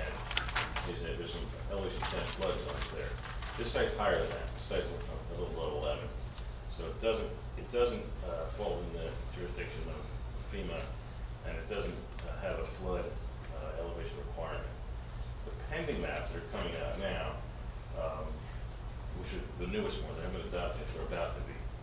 And they show the same thing. However, they call the zone of the building now to be in what's called the Zone X, which doesn't have any requirements either. Coincidentally, we're still a foot above the 10, which is nearby, but there's no requirements for it. And the Zone X means there's a 2% chance of a flood, like a 500-year storm instead of a 100-year storm. But again, there's no requirements to be above it. We are anyway, though. So the design of the site plan elements, the building is fully compliant with existing regulations concerning flooding, am I correct? Existing and soon to be adopted mapping, yes, both. Can you touch on stormwater compliance for just a minute? Any issues there? No, the basic infrastructure for the area has been installed already, and again, it's not no change really from the original design in previous areas. So the system is adequate to handle what was proposed earlier with the Esperanza, and it's certainly adequate to handle what's proposed now. We'll be supplying calculations as part of that letter also. Okay, excellent. Can you explain to the board what's been done to date with respect to other approvals that are necessary for the project to proceed, other agencies, other regulatory authorities? Yes, like I said, we're getting will serve letters from utility companies. As far as the sanitary goes, which is a big issue, there is capacity in the system, and the treatment plant has capacity, and we have to submit the DEP for a new treatment works approval, even though the systems are out there. We have a different use, so we have to go back and get another, what they call TWA again, which we'll be doing. As far as the water service goes, there is a master permit with New Jersey American Water that's still in effect and will stay in effect for this area. So there's nothing else to do with that. But again, there's capacity, and we're getting those serve letters. We need some centers. Let's talk for a moment about the staging area plan that's been provided to the board in the site plan package for lot 4001. Can you just briefly describe how we will use 4001 during the period of construction? Yeah, that's sheet 8 of our exhibit 19, I think it was. Sheet 7, I'm sorry, of the exhibit. And that shows the lot in question just to on the left side of the sheet, west of the 1101 Ocean. And in there, we'll propose to put a construction trailer, a series of contractors' trailers, and material storage area as necessary for the duration of the construction.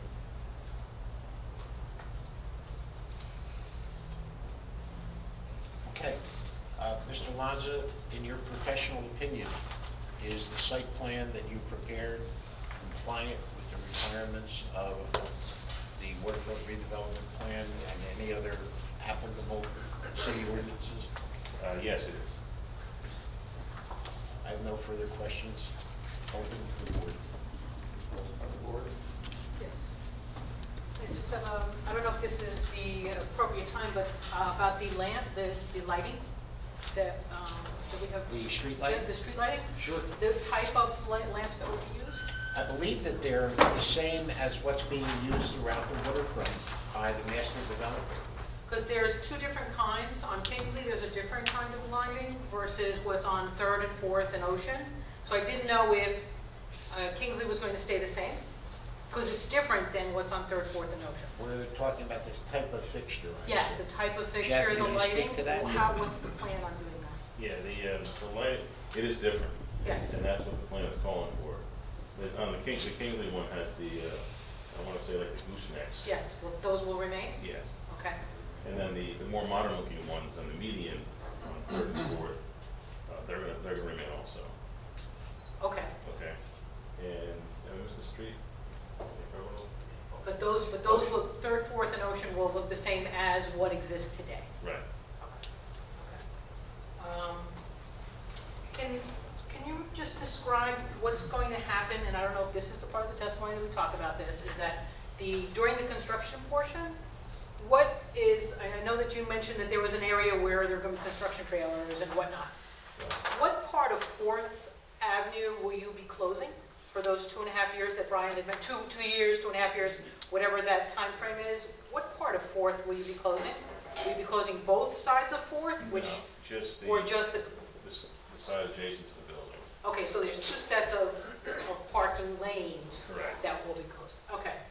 Now, after you spoke about a little bit of an insight here, talking about once everything is finished, can you describe what will happen to those streets that have been impacted by this? Will you be doing the restriping of those lanes so that the streets go back to the norm, to what they used to look like? That's correct. Or I'm hoping better, actually. That look good, because you have the top course on now, which is a nicer finish than what's out there now. The top course has not been put on deliberately, because there was no need to, we hadn't finished the building. And then when we put that on, it will look nicer, because it's a better type of asphalt. And then the striping will be put back in. All right, the striping you're going to put back in on both 3rd, 4th, Ocean, and Kingsley. Correct. On all the parking around it. Right. So, and that will only be the area that you touch, not the side on the other side of the island. Correct. And I hate to just ask this, but I have to just to feel better. On item 9, Yes. We asked for just testimony that we have adequate foundation. I didn't hear that anywhere. I said a very nice statement about that. I'm sure you did, but I didn't hear adequate foundation. Yes, it's certainly going to be an adequate foundation because they're using the same one that they're trying to salvage most of what they can from the Esperanza. And the structural engineer for that was, they're using the same engineering company and the same geotechnical firm that did investigations. So they do know what's out there, and I'm sure they designed it adequately. It didn't change in those years Right, that those were built. So All right. I believe it's adequate. All right, thank you. Sure. One more question. Sure. I know there was discussion at the council about during the construction, the loss of the parking spaces. Is it possible that some parking could be put behind the area where you're having your construction equipment? I mean, it's already level. It wouldn't be very hard to put some parking in there to compensate for that during the 2.5 years of construction. That's part of the growing pains of development. Why should they be responsible to put parking when that's part of the growing pains? I think the planning board is aware that we have, in many cases, our client has in many cases extended itself on behalf of the city to provide parking. Yeah, you provided a lot of parking. Yes, we have, far more than this project would ever remove on a temporary basis. We just did 3 brand new lots.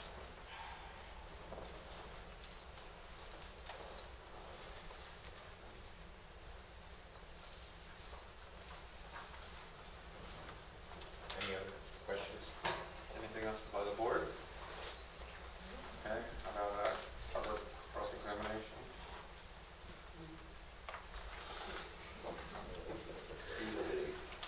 Werner Baumgartner, city historian. Hi. I'm interested in some more detail about your testimony regarding the sidewalks. Perhaps you could explain how the width ended up changing from the original footprint of the building. The original Esperanza was intended to go from property line to property line, basically 0 setback, correct? And, Yes. and this one is now having a setback. How are you accomplishing that? Actually, this is about the same, because the foundations were at the property lines for the Esperanza. We just never saw the ground. Okay. And then this, we call it a setback, the building is set a little bit with the Esperanza and with this design also. So there's jogs in the sidewalk that allow you to make jogs in the building, I'm sorry, that make the sidewalk get a little bit wider in certain spots. Okay. Minimum is 12 feet, and we're able to go a little wider in certain areas. Particularly that area that you testified to on the corner of 4th and Ocean there. Right. There's an increased width, and it seems like the walkway is bisected by the property line. See that? Part of the walkway is on your property, Right. and part of the walkway is on public property, correct? Yes. Okay. Is that portion that's on your property wide enough to support outdoor cafe uses of any sort? Or is that anticipated? I don't know. I would give you inside. I don't know. Depends on who's going to be coming in. And taking About spaces. that. Yes. Yeah. Yes, that's a yes? I believe- It's wide enough? Is it wide enough? Well, let me ask a specific Well, it's question. about 20 feet. Gary, is that wide enough to support? I'm talking about specifically within your property boundaries, not on public right of way. How much is there between the building and the property? I can guess. About 9 feet. Hi, Gary Handel, once again. There actually is detail on one of our boards that had storefront sections. And so there is a 10-foot zone that's indicated on that between the sidewalk and the building. Well, I'm asking about Yeah. between the property line and the Yes. building face. Yes. 10 feet, 10 you're feet. testing? 10 feet, okay. So conceivably, you could have retail or commercial uses there that could support some outdoor cafe space. Yes. And not be within a public space. Correct. Public right of way. Correct. All right. Now, regarding the lighting, I'm very interested in the lighting. You had testified that the lighting that exists on the medians will not change. That was your testimony. Right. I'm more interested in what the lighting that's being added around the building will look like. So So you're matching the median lighting with the new lighting Right. On third and fourth. on Third and Fourth and Ocean, Right. hopefully. And Ocean. So they will be those modern Right. flying saucer lights. That's right. Okay. And the photometric there, you touched on the meaning of the circles. Right. Okay. Could you just clarify Yes, that? it's a double circle. The inner circle is a half a foot candle, Half a foot candle? and the outer is the full 1 foot candle. Okay. Now, on the, Sorry. Kingsley. I said it backwards. The outer one's a half, the other one is 1 foot yeah, candle. brighter to the inside Right, and a little sorry. dimmer to the outside. I notice on Kingsley Street, not Kingsley, Whole different picture. Those are the gooseneck ones, Right. the shepherd's hook ones. Correct. Okay. But I notice the photometric is substantially different and overlaps quite a bit from fixture to fixture. It does. Okay. That's the spacing that's required, 60 feet. Okay, but doesn't the photometric add, it's additive? Yes. So here you have what would be considered a brighter street than Yes. Third, Fourth, and Ocean, correct? Yes. Okay. Could be. We have. Well, the the foot- photometric I shows think- that, I think doesn't the it? one, only the 100 watt though. 100 watt bulb anyway. But it does show overlap, yes. Your And they're both photometric is brighter. the same. Right. The half a foot candle and the 1 foot candle lines are also Correct. there. So clearly, that's a brighter street. Agreed. Okay. Yes. Did you do any analysis of the existing new lighting on Kingsley on the opposite side that's been installed? You know, we've had this big infrastructure project Right. where lights have all been installed along Kingsley. How does this compare, your addition to Kingsley on your block, to the rest of Kingsley? What guarantee is there that this is not going to be a hot spot? Too bright. Too bright. We did look at that. We certainly can look at that. We just tried to stay within the requirements of the redevelopment plan. 60 feet, same fixture, same wattage, same height. Right, I understand Yeah. that, but I think, I know what your point is, I though. think you need to look at it a little more detailed in terms of a uniform lighting up and down the street, instead of having an extremely bright block amidst the uniform streetscape. Sure. Any other? You're good?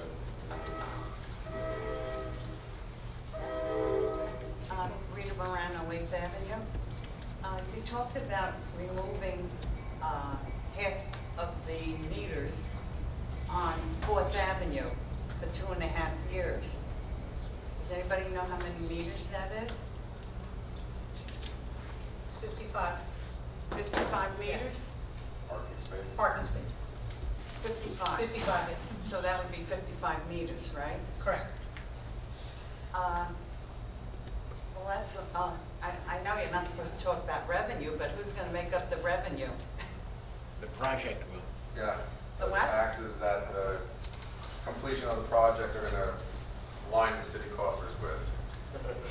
The what? And also, isn't there a certain percentage that we get per room, per city tax or something like that? Yeah, there are a number of benefits. Obviously, this project, once built, will pay substantial amounts of property taxes to the city of Asbury Park. The property will pay what's colloquially called the bed tax to the city of Asbury Park, just as the former Salvation Army hotel that this board approved will pay. So there are a number of revenue streams that will be provided to the city, which will dwarf any short-term loss from parking revenue during construction. Which are outside of our conversation. And John, We're not going to be getting full taxes. Time out. We're One going at a way time. afield. Mr. Chairman, we're going way afield, we're starting to get into much too much financial. You brought it up. I said before, you're not supposed to do it. It should stop. Okay. Any other questions? close. Second. All in favor? Okay, thank you. Thank you. Thank you, Jeff. Tom Bauer is our next witness. Tom, as I said, is a principal at Melillo and Bauer Associates. Please raise your right hand. Do you solemnly swear or affirm the testimony you give during these proceedings will be the truth, the whole truth, and nothing but the truth? Yes, I do. State your name for the record and spell your last name. Thomas Bauer, B-A-U-E-R. Thank you. And he's appeared before us before. so I can dispense with your formalities. Yes. Thank you very much. All right, let's get right into things. There were 4 sheets, as I recall, Mr. Bauer, that were provided to the board as part of the site plan package. That's correct. Are each one of those duplicated by these boards? Three of them are. One is a detail sheet that I'm not presenting tonight. All right, do we have extra copies of things that aren't as we have before? We have these boards. We don't have extras. Can we leave We it? can leave these boards, yes, certainly. Excellent. Can we So now you're gonna get your exercise. Sorry. How many boards? And I get to decorate my 3 office. boards, yes. All right, while we're going about the business of marking the plan, let's have you begin talking about the streetscape plan for the project. Sure, I'd be glad to. I will add to some of what Mr. Lanza has testified to about the streetscape. You heard about the width of sidewalks and whatnot. I'll add a little bit more detail. The sidewalk is concrete primarily, of varying widths, with a consistent band of 4 feet at the curb line of the concrete pavers, as you see along the city now, in keeping with the city standard for the sidewalk, the 12 by 12 red concrete pavers, if you will. In addition to that, we have benches along all 4 streets. There are a number of benches. There are bicycle racks. There are also trash receptacles located in convenient locations along the streetscape. And then lastly, of course, there are street trees. The street trees, I must say, there's always talk about vegetation in this area in a number of ways. I will tell you that if you are a tree, you do not want to be here. Okay, this is one of the most difficult spots for trees to grow, being this close to the ocean front. With the winds, and we know this really well from this past weekend with the nor'easter that we had. The winds in this microclimate, the salt that is in the air, make it extremely, extremely difficult for vegetation to survive. And as you know, we've done a lot of work with iStar and others. Our firm, certainly along the entire Jersey coast, and certainly here in Asbury, there's great difficulty, as I said, with keeping vegetation alive this close to the ocean. If you were to fly over the coastline, you will see that approximately 2 blocks back, 2 blocks, you visually see where trees start to grow. Everything within that 2-block area is fairly naked in terms of vegetation of any substance. We are within that 2-block area here at 1101, so it's very, very difficult to grow trees. To your credit, you don't require trees on Ocean Avenue. We really shouldn't be doing trees, in my opinion, on its 2 side streets, either on 3rd and 4th. Very difficult with the winds and the salt, as I said. Kingsley is a little bit safer, but still, Kingsley, as we know from this weekend, you see a lot of leaves leave the trees, and the trees suffered this past weekend with this nor'easter. Very, very difficult. I hate to tell Brian that he will be replacing trees come this next spring, but that is the truth. We'll be doing that because we will have vegetation loss within this area. But in any case, we are complying with the waterfront redevelopment plan in terms of planting street trees on the 3 blocks. However, we'd like to change the variety. We have found in our experience along the coast that Kwanzan cherry is a tree that survives very, very well.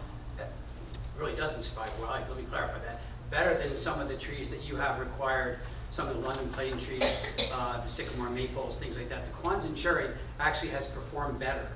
So we're suggesting that we use that tree here along 3rd and 4th Avenues.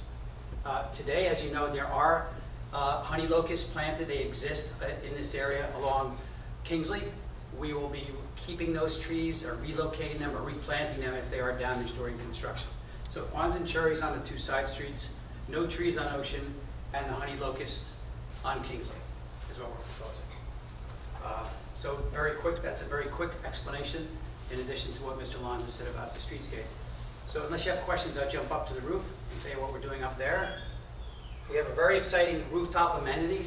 Gary touched on it briefly.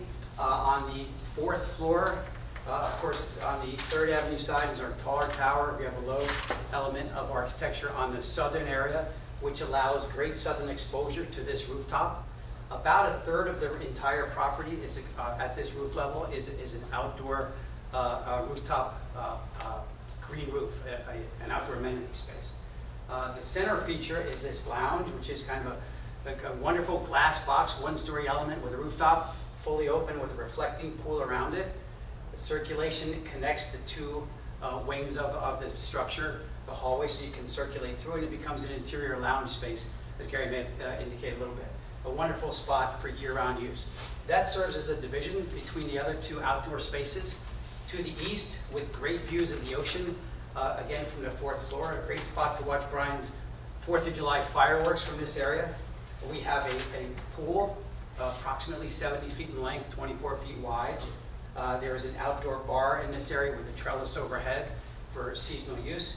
The balance of this entire area is a wood deck, recalling the boardwalk across the street, and that will be certainly furnished with chaise lounges, tables and chairs, perhaps some fire pits for evening use, that kind of thing, some lounge furniture. And then coming out of it, you can see there will be some trees. We're going to try to do some trees coming out of that boardwalk up at this elevation, likely a crepe myrtle, perhaps. We're going to try up in this area and see if that can work. This is an awesome area, approximately 12,000 square feet in area. Again, approximate to the east, viewing the east direction. And then beyond that, this little niche in the back here, another 10,000 square feet plus or minus. Behind this one-story glass lounge is a very private area for our hotel and residents of the condo. To utilize, it is a grove of crepe myrtle again, with dune grass as a bold statement on the ground plane. Perhaps some circulation and perhaps a few fire pits back in this area. We're suggesting a hammock garden for the use and relaxation of our residents. So again, a very desirable spot to be in, protected a little bit more from the wind. On a windy day or a cold day, this will be a very popular spot to be in. And both of these areas, again, will be very attractive to look down upon from up above. So a very nice amenity, and I think will be very popular for the hotel guests and the residents of the building. And then we have one more rooftop up top, above this area, on the 5th floor, where we have the residents on the condos here, and we have a couple of hotel rooms here. There's some bold, broad terraces for active use of those areas, maybe some outdoor kitchens and barbecue areas associated with both of these elements. And then we have a green roof in this area, vegetated green roof, environmentally friendly. And then we have the roof of the glass building below at the 4th level. On the 5th floor, there is a rooftop as well. So this is a nice roof to be on, to sit, relax, look at both of the outdoor spaces to the east and to the west. So it's a very quick tour of both the streetscape and the rooftop. That was excellent. With the exception of the recommended change in tree species, and you articulated very well why it's been recommended, is the landscape plan and all of its elements otherwise conform? Yes, it is. To the requirements of the plan? It certainly is, yes.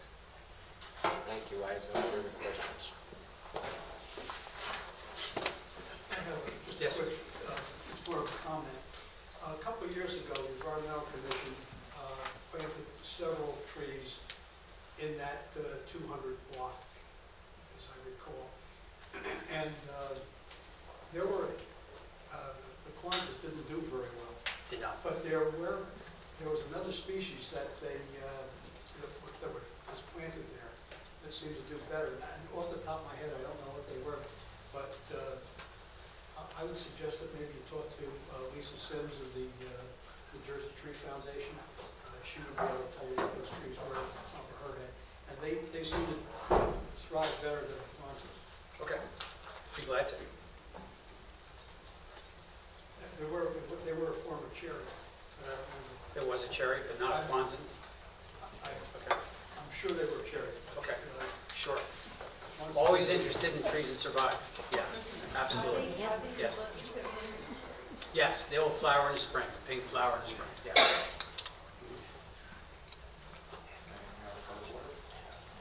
Okay, thank you very much. How about any Members of the public? Yep. I'm not done. We got you, we're not I can't leave without Chris. Nothing of the public? Is there a motion to close public? Vote. Second. All in favor? Thank you. Next witness. All right, our last witness for the evening will be Keenan Hughes. Keenan, as you know, is our professional planner. Please raise your right hand. Do you solemnly swear affirm the testimony you give during these proceedings will be the truth, whole truth, and nothing but the truth? Yes, I do. Can you please state and spell your first and last name? Keenan Hughes, K-E-E-N-A-N, Hughes, H-U-G-H-E-S. Thank you. Who has appeared before us many times, we'll accept. Thank you, Mr. Chairman.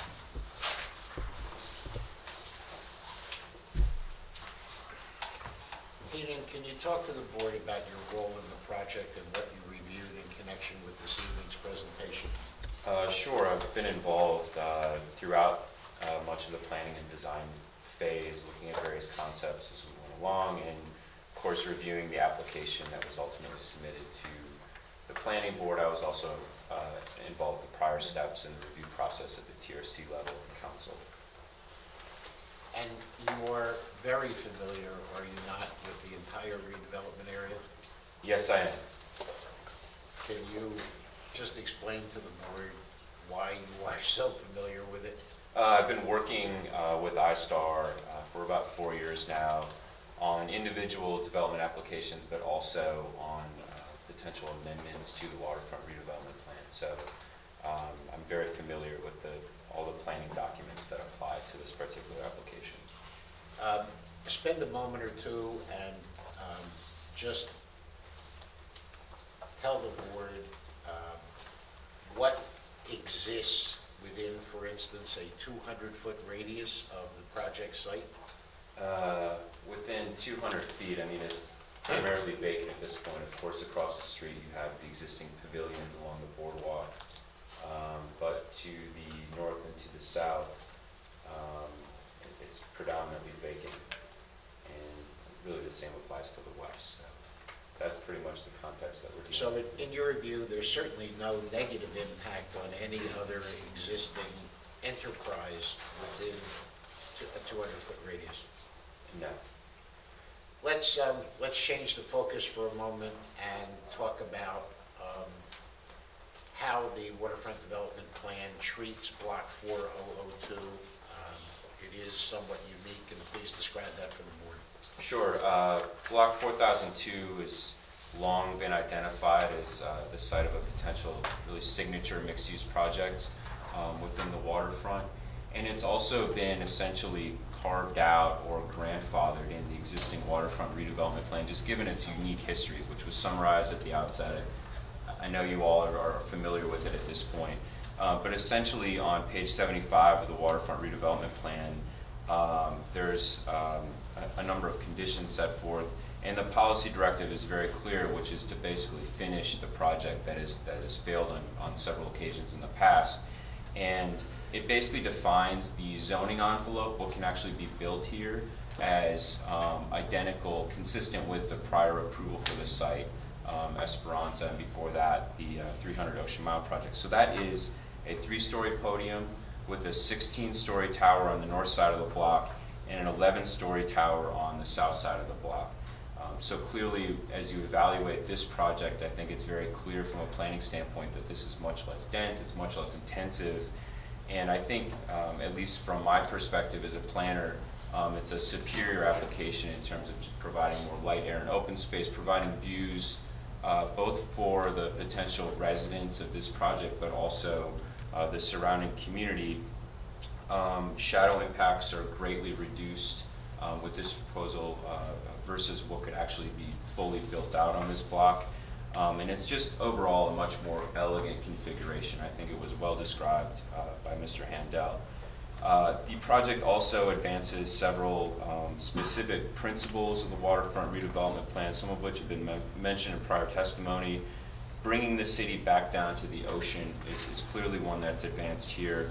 As Mr. Handel referenced, from a design standpoint, the notion of developing new residential buildings that are compatible with and extend the city's special oceanside character in a contemporary way is one which I think is perfectly captured with the aesthetic of this building.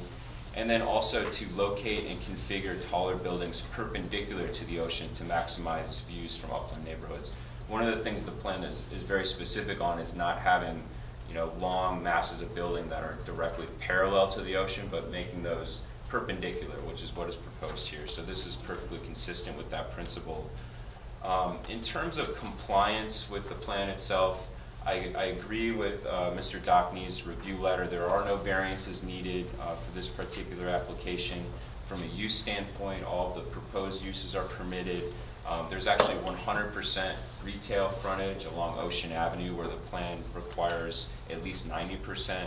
On the parking side, we're creating a surplus of spaces, which is really something that's difficult to do in this type of environment. Building height is compliant. It's a 3-story building along Ocean Avenue, and as I said, the tower is actually up to 16 stories. We were actually permitted to build a second tower up to 11 stories. That's not proposed here. One thing I do want to emphasize, which I think is a great benefit, aesthetic benefit of this project, is the screening of the parking garage. This is an issue in all urban redevelopment projects. When you're dealing with structured parking, it's always a challenge to screen it. Oftentimes you see, in my view, not the most attractive metal screens or different treatments that really don't do the rest of the building justice. And I think what's proposed here is really a brilliant solution with the composite wood slatting system. I think it'll be tremendously attractive, and it completely screens the parking in accordance with the redevelopment plan. There were a couple of other design waivers, which these are really more engineering issues, and I think Mr. Lanza dealt with all of these and basically justified why these are impracticable from an engineering standpoint. Those are the type of trees, the spacing of street lights, the spacing of street trees, and the number of loading spaces. I think those have all been adequately addressed by the prior witnesses. I guess the only other compliance issue I'd like to address in my testimony is the signage. And I know Mr. Dockney indicated that we would be subject to some of the standards in the ordinance itself. And when we were designing this project, we specifically looked to 2 standards in the waterfront redevelopment plan on page 65. And the first is related to blade signs. And the plan basically says a blade sign is permitted for each business with a door on the sidewalk level, and then says the blade sign may not exceed 4 square feet in area and may not be translucent. So that was really what guided us in the design of those blade signs. And then secondly, the final bullet on page 65 is that each building may have a single sign band, 60% of the width of the building frontage with a height not to exceed 3 feet, and that's what we're proposing here. Now, having said that, I know that sometimes there's some confusing interplay between the ordinance and the waterfront redevelopment plan. And Chris, we're comfortable on page 6, this max sign area of 7% of the facade, which you referenced from the land use ordinance. We've looked at that and those maximums, and we're confident that we can meet and adhere to that standard and what's proposed. I didn't measure it. It looks like what you had put on the plans of the 3-foot band not to exceed 60% of the width would be well within the permitted 7%. I agree. Fred, unless you have any other specific items. I have one area that I'd like you to touch on, Keenan, if you don't mind. I'd like you to talk about how the waterfront redevelopment plan treats the issue of traffic related to the plan in gross, frankly. Right. So way back when the plan was being developed, the city was planning for the waterfront as a whole. So all the planning documents at that time, the waterfront redevelopment plan, the infrastructure component report, the redeveloper agreement, they were all geared towards looking at the full build out of the waterfront. So traffic improvements and the traffic generation numbers that were evaluated at that time looked at a full potential build out, which was 3,164 units, and I believe